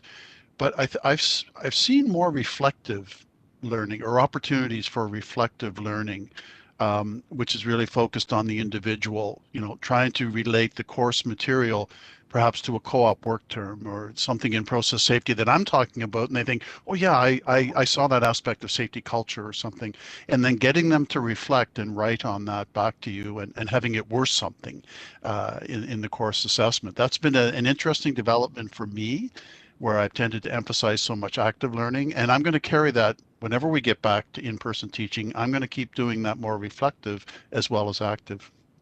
Yeah, fantastic. Great. So Stephen, back to you. You're uniquely positioned from the operator perspective to talk a bit about what all of this means with respect to operations and HSE management, through the pandemic and beyond. Yeah, thanks, Scott. When I read the question, it's kind of what will the plan set the new normal, which is really interesting because I think the new normal will evolve through time. As we all entered the pandemic, not that this is my specific background, but obviously we had pandemic management plans for, in response to H1N1 and SARS. And I think we really, put them into practice and learn from them through time, and especially with the specific, pandemic that we were going through, and enhance them, right? So there's a lot of learning, and the biggest part of any management system is actually that learning through time, right? So I think the new normal will change and continue to change as things change, and I think it's been a great upgrade to what we have. Obviously a lot of protocols and whatnot have been brought in place to manage this current situation. So I think we'll need to adapt through time as things change, and kind of understand the full control picture from what's the province doing, what's going on globally, where is COVID, where are vaccines. Lots of things will be adopted permanently, I'm sure, that we're doing, particularly cleanliness and all those things. I mean, there's lots of things that we've learned from this pandemic response that'll bring us into the future, right? And we'll keep updating our management system. A couple things that are going to probably stay in place. Working from home is definitely one that when I think about that one, that we're probably going to have a different balance there. Do we need to send people offshore all the time? Do we, as brought up earlier, can we do some inspections and work virtually? So that's something that I'm sure we're all looking at. For office-based staff, there was always that people wanted to go into work when they're sick. I've never taken a day off work. That mentality, I think, is changing. So I think that people will generally stay home when they're sick. Go forward, I think that's not going to change. I think that's great. So it'll reduce the spread of any other communicable diseases go forward. And I think the digital piece on that theme is also going to change how we manage responses go forward. So we really leveraged our platforms here, and for us it was MS Teams, but getting everyone together to respond. A lot of the things that we looked at were actually managing fatigue of the team. So we were able to call on people from Calgary and different areas to actually be part of our teams, which we've never done before, which was fantastic. And a lot of that was enabled by what we're doing here today. So I think a lot of those things are going to progress into the future. Thanks very much, Stephen. Other panelists want to weigh in on the new normal in terms of operations and HSE plans? I'll pick up, Scott, if that's okay. Absolutely. That was, I just wanted to comment on something Stephen mentioned there. And that's probably the biggest change for most of us is the concept of working at home. But a colleague of mine had an interesting take on it not too long ago. And he's been working really excessive hours. And he says it's not working at home, it's living at work. So tied up with mental health, this is something that we have to watch. There had been a concept in the past that when people were working at home, they were not being as effective as they would be if required to come into their office and sit down. But in some cases, and when you get onto a very busy project or a very busy assignment, it can turn into living at work. You get up in the morning, and instead of doing your exercise or watching the news and then getting ready, get in the car and going to work, you just roll out, push the on button on your computer, and bingo, within 15 seconds, you're at work. So that's something that we all have to watch, tied up with the mental health aspect and overburning people and so on. So it's just an added comment. Great points. Dr. Iniers? Hello. Sorry. Yes, if I can pick into that, I think that we should be careful with not generalizing things.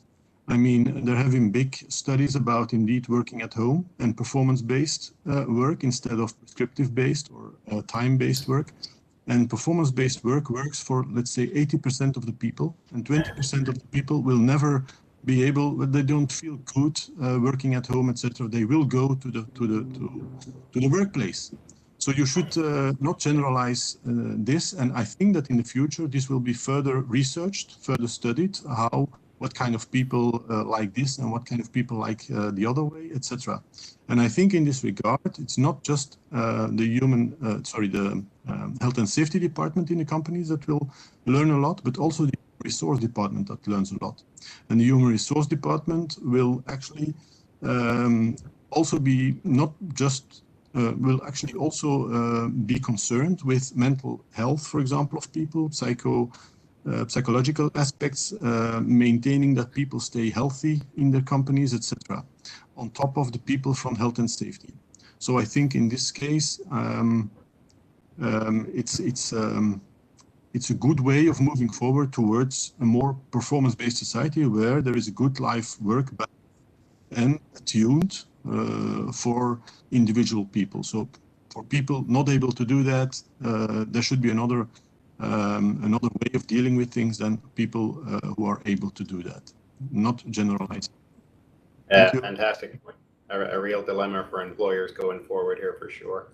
I'm going to deviate from the script a little bit, panel. I've got a couple of great questions from the floor. One for Daryl, I think, and one that's well placed for Dr. Amiot to follow up on his comments. Daryl, maybe I'll come to you first. And the question is not directed to you, but I think you're well positioned to answer it. It's how do you see our regulations, codes, and standards changing given recent technological changes, whether it's remote inspection, surveys, audits, to incorporation of new digital tools like machine learning? That one sounds like it's in your wheelhouse. That's a great question. Thanks for the questioner.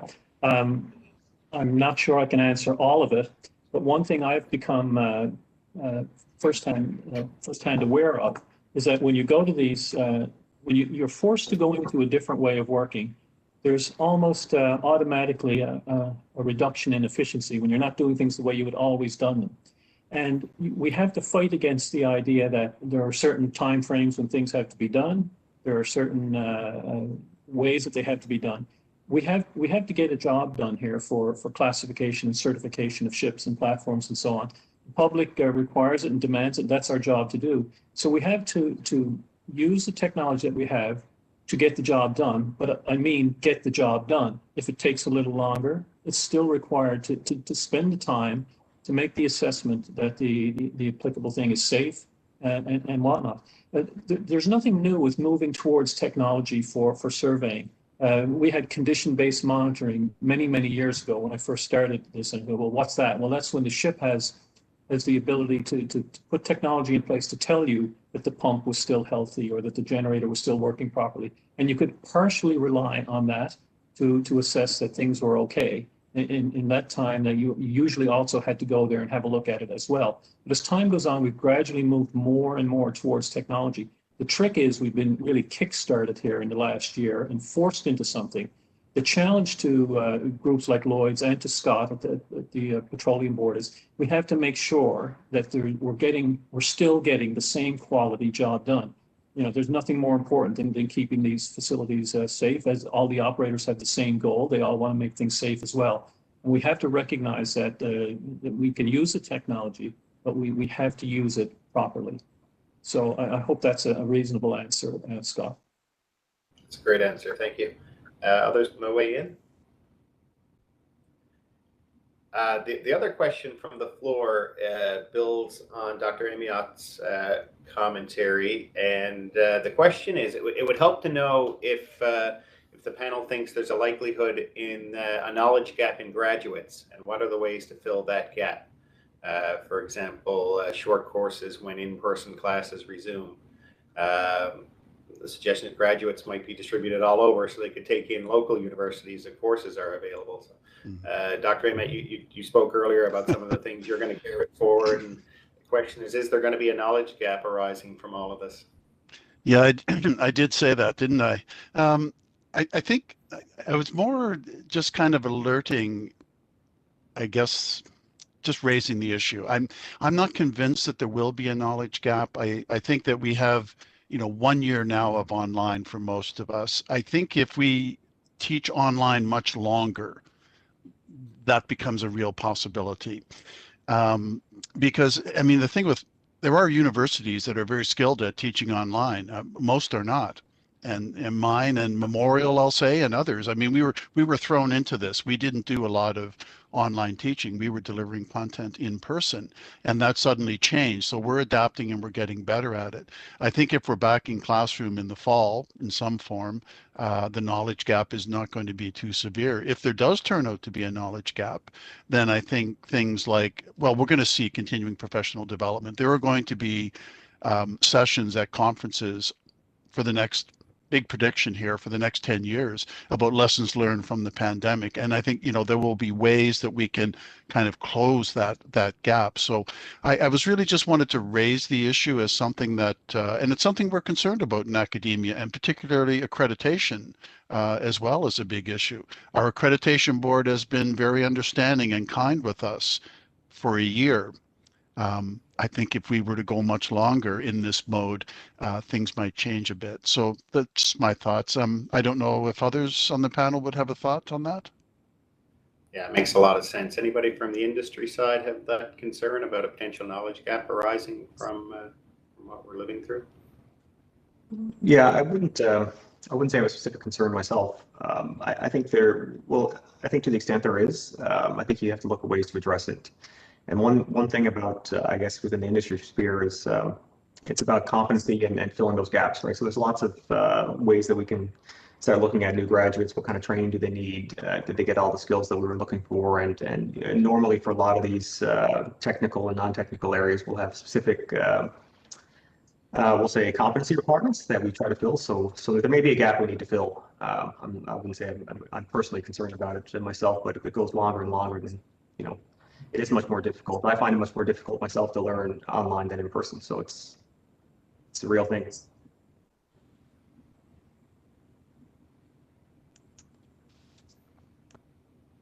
Scott, if I may say something, or all right, thank you.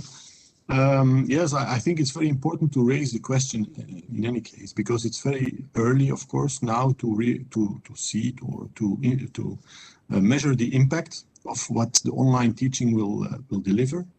We also struggle a lot in Europe with classic universities such as mine, in Delft University and KU Leuven and Antwerp. We're not used to online teaching, to be clear.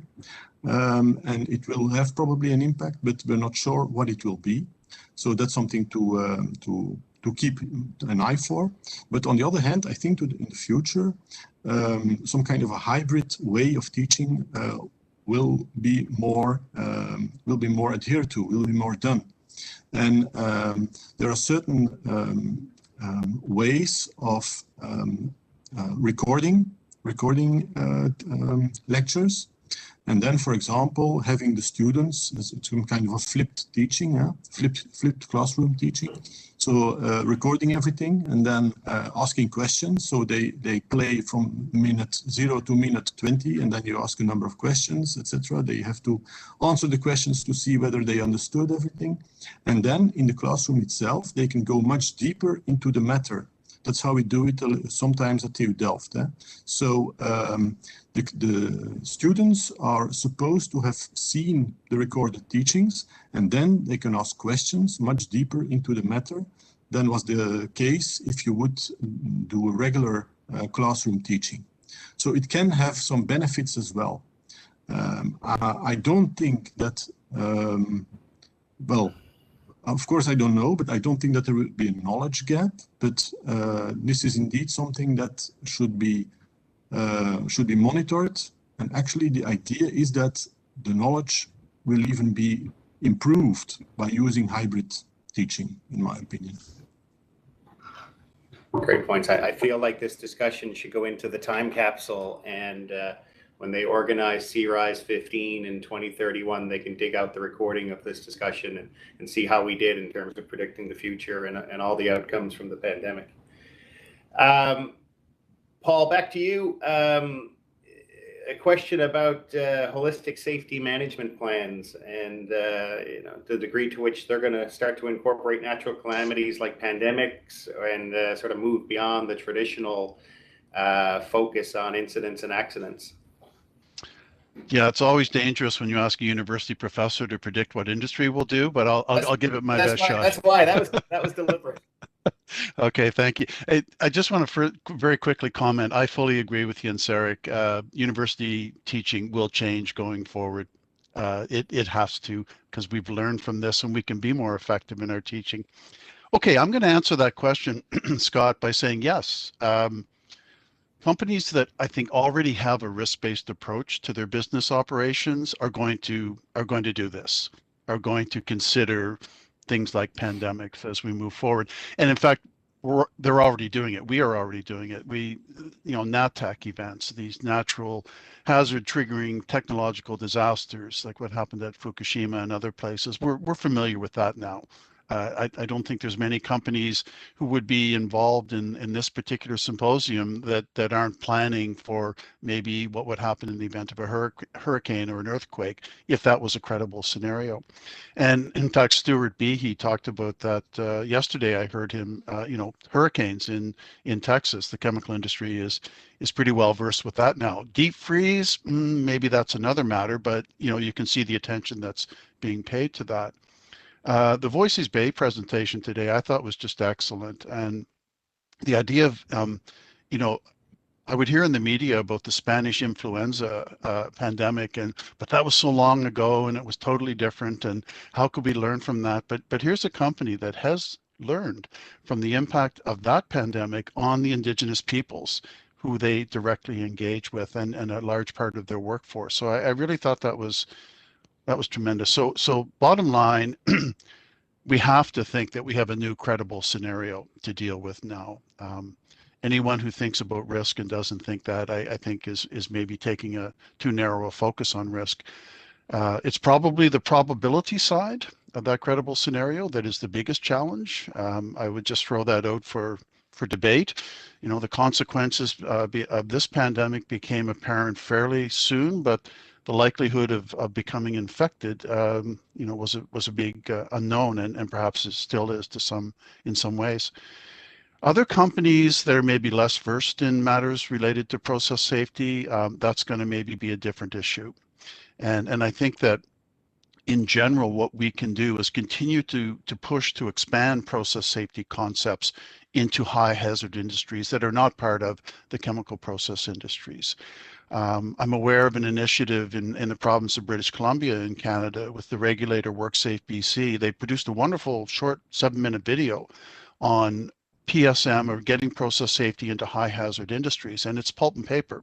So industries and companies that typically might not be thinking about process safety are now embracing it. And so part of that thinking has to be NatTech events and future pandemics, the current pandemic as a credible scenario. The final comment I want to make is on Jens Erik showed in his presentation a bow tie. And what struck me in this the past year is the opportunities for people working in process safety in the chemical process industries to share our knowledge with people working in healthcare. Very early on, last March, I think it was, the Center for Chemical Process Safety and the Energy Institute in the UK came out with a white paper on bow tie analysis to deal with the novel coronavirus.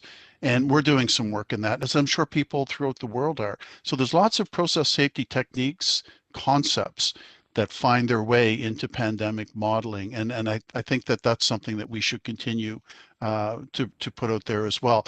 So the short answer to your question, yes, I sure hope so. I think it would be incredibly unwise to not consider a future sort of event similar to this pandemic to be a credible scenario for our operations? Thanks, Scott. Thank you. Other panelists want to weigh in on that one? Daryl, the next question I thought falls in your wheelhouse as well in terms of your work with Lloyd's and the Lloyd's Foundation. It's a question with respect to lessons drawn from the pandemic that help better community stewardship and emergency management systems. And what do you think that looks like? What are the key elements going forward? Thanks very much, Scott. If I may, before I answer this question, I just wanted to comment on something that Paul had just finished up with. And I couldn't, when I heard him talk about future of education, not directly with the last question, but he also talked about issues with the way we're teaching the students now. And I couldn't help but remember a dean of engineering that I met in the UK when I was with the foundation.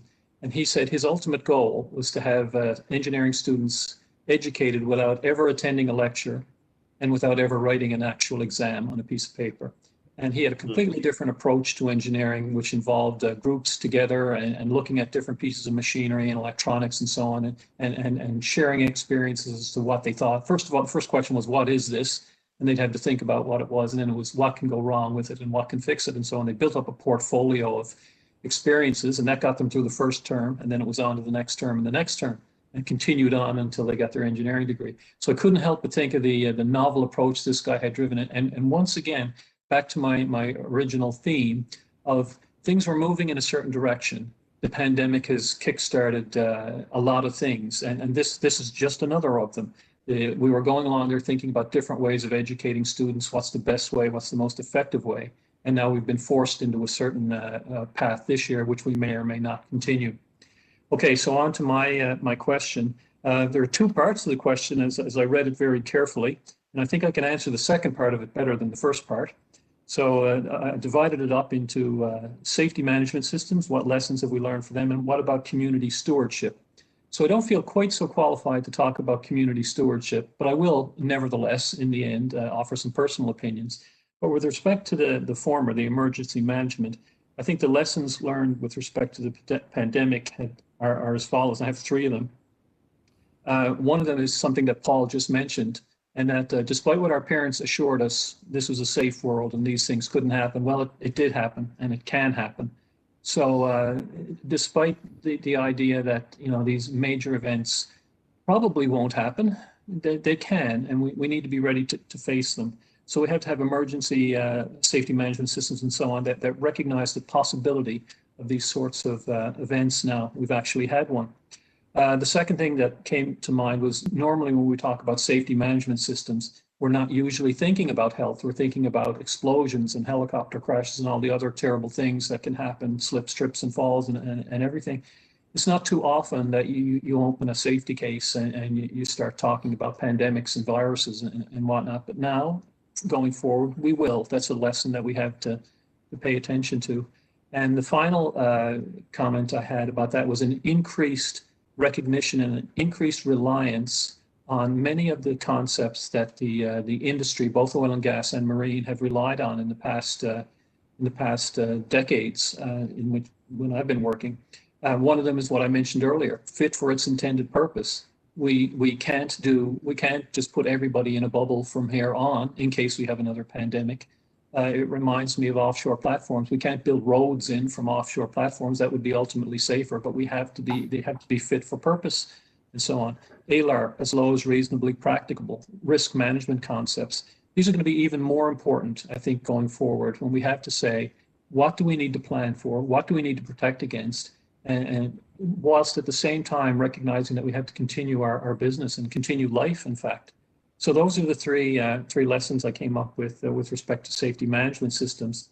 And turning to community stewardship, I wasn't very sure of what I should offer on that, and I have to sort of premise this with, this is a personal opinion, nothing to do with my work really, but I don't have an expertise-based response to this one.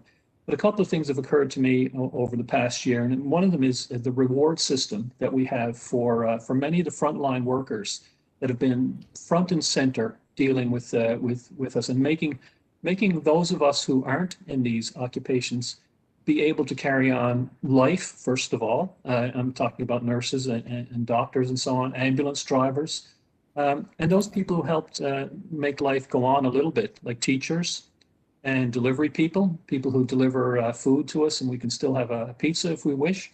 But these people, the reward system we have in place, are we going to be able to rely on them going forward if they've put themselves in harm's way so much for the last year? And we have to have a reward system that recognizes their contribution to society in general and in a time like this. I also think, again, recognition of the difficulties faced by marginalized groups of society.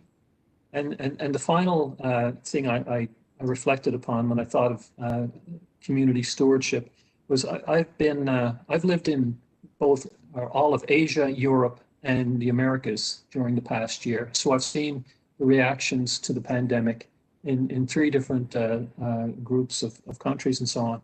And the comment I would make is there's a different appetite for strictly obeying government instructions and obeying regulations in those cultural areas. So you have to be aware of these things when you're operating in different places, in different parts of the world.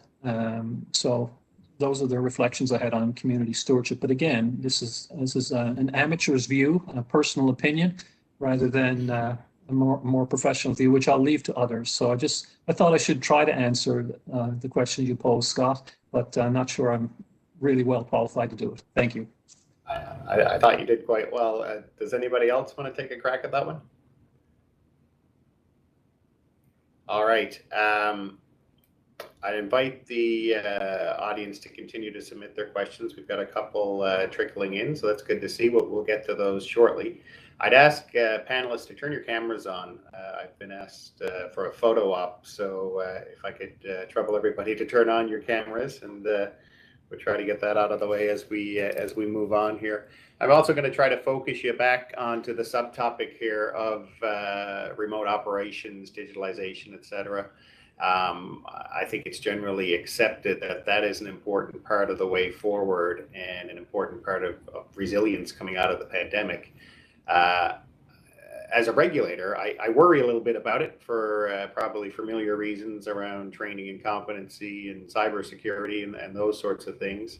Daryl mentioned standards earlier. It's an area where standards are probably not as quickly evolving as the technology is. What are some of the threats to resilience, whether it is with respect to digitalization and remote operations or more broadly? Anybody? We've talked a lot about some of the good takeaways coming out of very difficult circumstances arising from the pandemic. What are some of the threats to success going forward? Maybe I'll just make a comment, Scott, if I could on that. I'm not sure it addresses resilience so much, but just as much the actual performance of our risk assessments that we're doing. We've been involved in a project with companies in British Columbia where we're doing bow tie analysis in wood pellet manufacturing plants. And we're facilitating the bow tie process from a distance. So I think that's an issue now. And I don't know if it's so much digitalization as much as it is sort of virtual remote facilitation of PHAs, of process hazard analyses. But that's something that we've certainly seen. It's not the same as being in the room with the 6 or 7 people gathered around and you're doing the PHA. We're back here on our computer screens and working 4 and 5 hour days for a week or maybe 2 weeks kind of thing. So I think that is something that we're going to learn from best practices going forward. And I just became aware of a document that the IChemE Safety Center is working on, should be coming out relatively soon. And it's called Good Practice in Virtual Risk Assessment.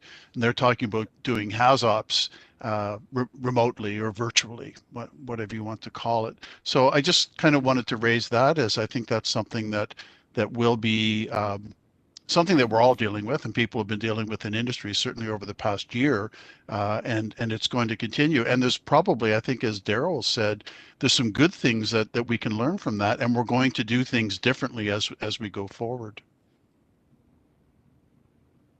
Thanks, Dr. Amiot.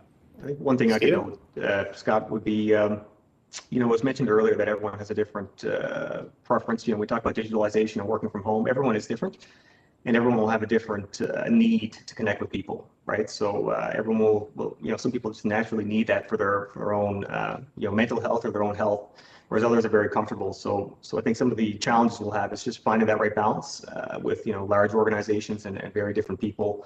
How do you manage this new flexible world that we're in? And some people will want to be at work all the time because that's the way they feel, most at home and able to deliver best. So it's so I think we're learning a lot as we go through this, and we don't have the solutions yet, but I think it's going to be some trial and error as we go forward. Thanks, Stephen. I think, Scott, one of the main issues that will be more important in the future, I don't have a crystal ball, but I try to think indeed about the future. Well, that's cybersecurity, because if the world becomes much more digital, and also maybe the chemical processes will be managed from a distance, online, etc. It's already possible now, and it will become even more the practice in the future. Then, of course, cybersecurity will be more important, and together with it, physical security, because the impact of cyber issues on physical issues, they will become important as well. And I know that chemical companies struggle with that currently. I mean, a lot of companies are not protected at all. We had major cyber attacks in the past year in the Netherlands. And I think that will really become an issue much more, let's say, in the next 5 to 10 years. Cybersecurity and physical security. Thanks, Scott. Thank you. There's an interesting question from the floor that is probably another potential threat to resilience is with respect to leadership. The question is, do the panelists have any observations about the effects of leadership decisions, communication, process safety, and COVID response? Without putting anybody on the spot, how do you think we're set up collectively in terms of leadership with respect to resilience and the way forward? Stephen?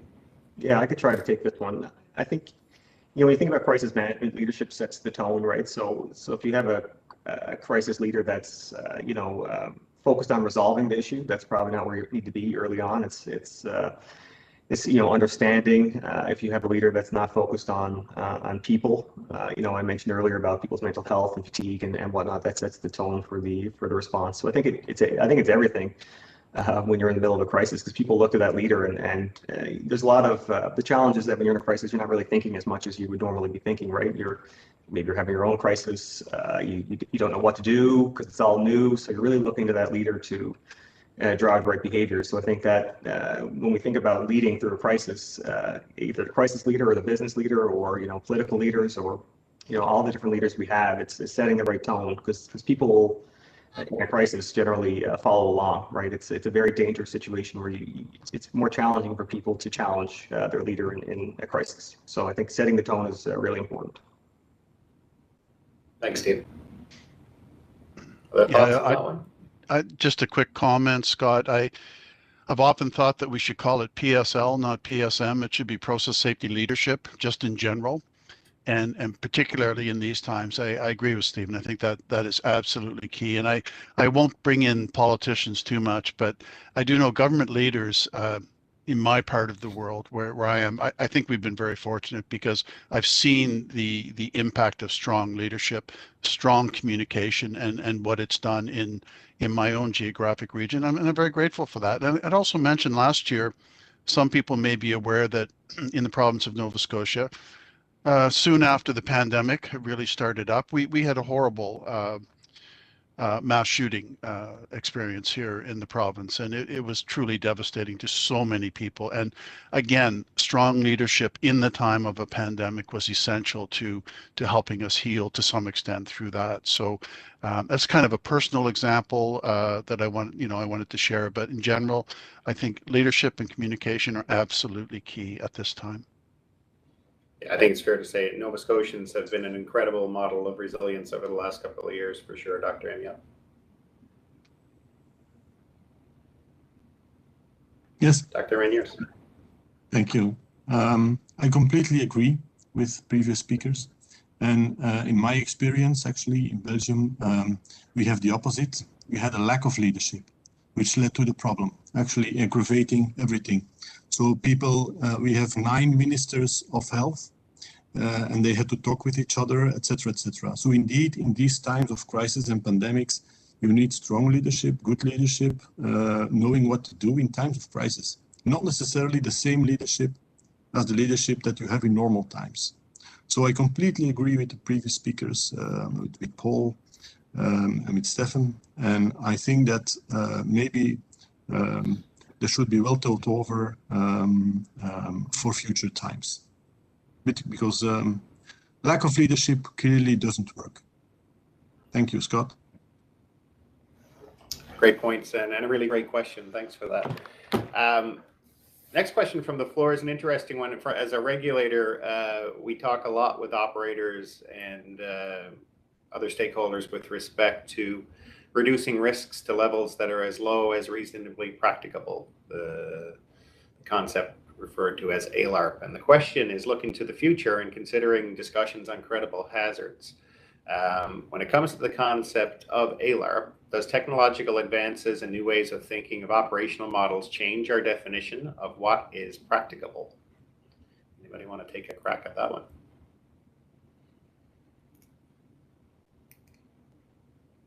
The answer is yes. Give you a clue. Okay, I'm going to let that one percolate a bit. I'm going to stay in the remit. Daryl, you want to take a try at it? It's one of your colleagues who tested, so. Right. I would say what's reasonably practicable is also tied up with what society is willing to accept. Again, harking back to the work I did with Faisal, I read quite a bit about this and the concept of people are more willing to take risks at things that they want to do, like sports and skydiving and this sort of thing. They're more willing to take risks than they are for their workplace. So I think, I'm not sure that what society is willing to accept will change very much. And I think that's the basis of what's at ALARP. Sorry, I didn't really have an answer directly, but I thought I'd just have a go. So that's my thought. I think it's all about what people are willing to put up with in their lives. You can see it every day now. People are still willing to wear masks, even though they don't want to in some cases. They still do it. They're willing to put up with this because they feel it helps reduce their risk and it's acceptable to them. And I think that's going to be challenged in the way forward. We've got a new life in the last year. And is this life acceptable to you? Is this what will be acceptable to you, both in the workplace and in your private lives? So I think that may change going forward. So sorry, Scott, I hope that's okay. No, that's all good. Thank you.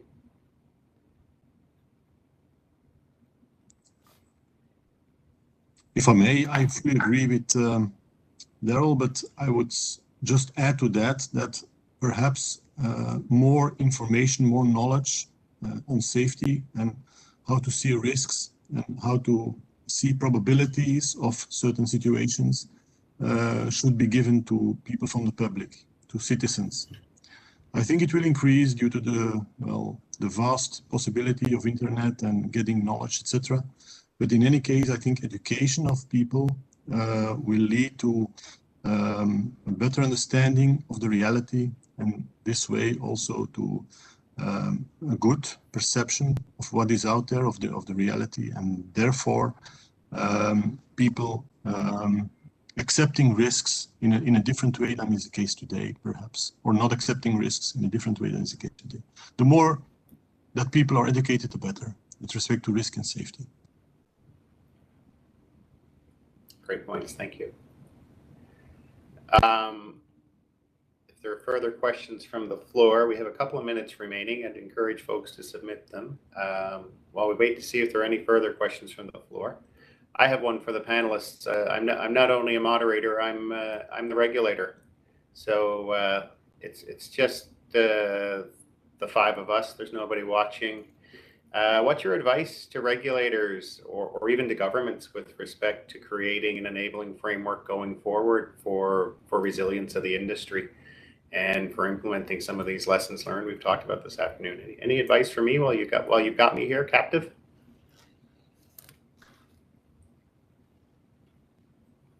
Any takers? I can try, Scott. One thing I'm thinking about is keep the collaboration going. I think the regulator and government has a role to play. I think we can all behave well together anyways, but it's a great forum, right? Because you get to see everything, and you also have that great connection into beyond just the regulatory sphere, but in particular for this situation, but into all the different agencies and what's going on. So you get that lens as well. So hold us to task, I guess, and keeping the collaboration going as we go forward. Like, we don't want to get back to a new normal. Yeah, we've implemented some really great innovations in terms of the regulator-operator relationship out of a really challenging circumstance. So certainly appreciate that feedback, and it's something we'll take pains to keep in place going forward. I guess. Oh, sorry. Go ahead, Daryl. Oh, sorry, Paul. Didn't mean to interrupt you. No.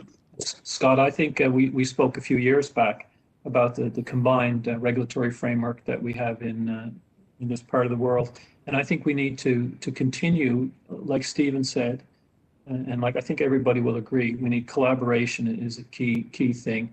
But we also need to apply the principles that we've had in place for many years, even more diligently and even with more education and expertise. We need to call in all the experts we can, and we need to apply the principles of a safety case. The principles are there. They've always been there. They're just now being applied to different things and more devastating things as we go forward. But the principles are sound and they're there to be used. And I think the challenge to the group of us, industry, academia, government, everybody, is to apply these things with every ounce of effort and care that we can.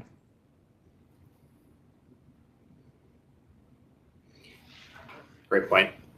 Dr. Amiot, were you trying to get in on that one? Yeah, I was just going to, I guess, sort of broaden out the definition of regulator for myself, because being in academia, I'm not sure who my regulator is. Maybe it's my department head. But if I take a broad view of the regulator, the Canadian Engineering Accreditation Board, they are in a sense a regulator for us. They're accrediting our engineering programs, and also NSERC, the Natural Sciences and Engineering Research Council of Canada. They provide major funding to university researchers. So there's a regulation, although they're not a regulator, of course, in the strict sense. But when I think of both the CEAB and NSERC and their response over the past year has been very accommodating, very kind. Extensions of research grants, extensions of accreditation, and so on. And as things, that's now been a year, so as we move forward, what I would hope from those, air quotes, regulators, is very good communication to us on what's coming. What changes now might we face as we move into year two? Engage with us. So I guess maybe that might extend to your role as a regulator, is communication and engagement. And I know you know these things with the companies, the operators that you're regulating, as things evolve and continue to change again, because they've already changed once to a more sort of accommodating style. And now maybe there's going to be a need to get back to the more regulatory style. I don't know if that fits with what the offshore board has done over the past year, but maybe you might want to comment. I'll turn it around and ask you. It absolutely does. I think one of the things that is an interesting symbol of all this is whenever anybody suggests that there should be collaboration between the industry and the regulator bristles, because currently there's not a real safe space for the regulator to collaborate with industry without being subject to cries of regulatory capture. So when it comes to topics like digitalization, remote operations, where the subject matter experts are really on the industry side of things, we need to find that safe space for collaboration without it being sort of cast as something nefarious. And we're not quite there yet, I don't think, unfortunately, as a society. There have been great examples, I would say, through the course of the pandemic where there has been a degree of cooperation, let's call it, that is unprecedented. And I think operators are trusting us not to use information against them. And we've been quite understanding in terms of our ability to be flexible on some of the circumstances that have been driven by the pandemic. So there have been some good practices coming out of COVID-19 for sure in terms of that relationship. We're just about there in terms of time. I have a comment from the audience as opposed to a question. ALARP is defined as one death per 10,000 years. Having witnessed and been through more than 2 events that resulted in fatalities and several other fires with significant damage, it's difficult to foresee a different benchmark for ALARP. Comment that if anybody wishes to speak to, feel free. We've only got a couple of minutes remaining. I think at this point I'll turn it back to the panel. Does anybody have any closing thoughts or ideas that they haven't had an opportunity to bring forward, or things left unsaid that you're going to look back and wish you said when you reflect on this session?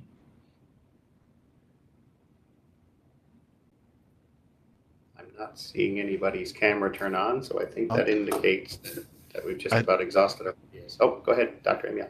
Yeah, sorry, Scott. Actually, it's just a comment. I wanted to thank, not trying to wrap things up, that's your job, but I want to thank you and especially Faisal and the C-RISE folks. And it's great to meet Stephen, see Daryl again, and Sarek. And this has been a very good experience. And it's one of the few experiences I've had to get back more into an engagement mode over the past while. So I very much appreciate it. I just wanted to say thank you. So thank you, and thanks to all the panelists for your participation this afternoon. I've really enjoyed this, and I hope you did as well. I thought it was a great discussion. We covered a lot of ground, and I really appreciated the thoughtful commentary and responses to those questions. And you certainly didn't mind being put on the spot, so great job, everybody. Yes, Dr. Khan. Okay, yeah, if you could give me, I just wanted to take opportunity to thank you, first of all, for doing a wonderful job.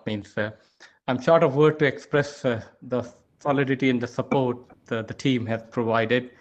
And I can only say that I wouldn't be here if not to be for all of you, for being always standing there to help support and facilitate the mission of C-RISE and Memorial University. So thank you all panelists to being here and keeping us in your highest priority list, making time available, and sharing us your great visions and kindness. I hope we stay safe, and I do wish to see you in person in time to come. Till then, well, thank you again, and look forward to seeing you sometime soon. Thank you. Thanks, Dr. Khan. And also I'll close by again thanking our panelists today, all of our presenters and all of our participants over the past 2 days on behalf of the CNLOPB. Thanks to Dr. Khan and C-RISE, Memorial University, our sponsors and our organizing committee. Fantastic job as always. Certain everyone will agree that this has been an enjoyable and informative symposium. I wish everybody good health as we continue to manage what I hope is the home stretch in responding to the pandemic and beyond. And with that, I think we're declaring the symposium closed. I'm going to turn it back to Mission Control if there's any further closing business. But with that, I think the hard work is done. Thanks, everybody. Darlene, anything else from your end? No, I would just like to thank you for facilitating that. That was an excellent discussion and some topics there that came up that I'll be thinking about for quite some while, I think. It's great topic. I'd like to ask Dr. Faisal Khan to come online here and bring us some closing remarks. Okay.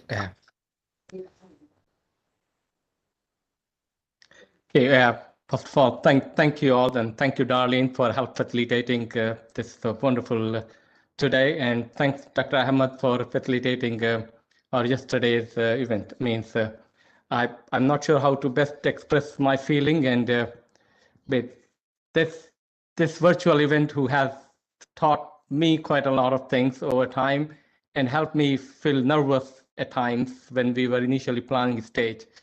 But I must say it is the steering committee's guidance and continuous support who led me through this challenging times, both in planning and executions.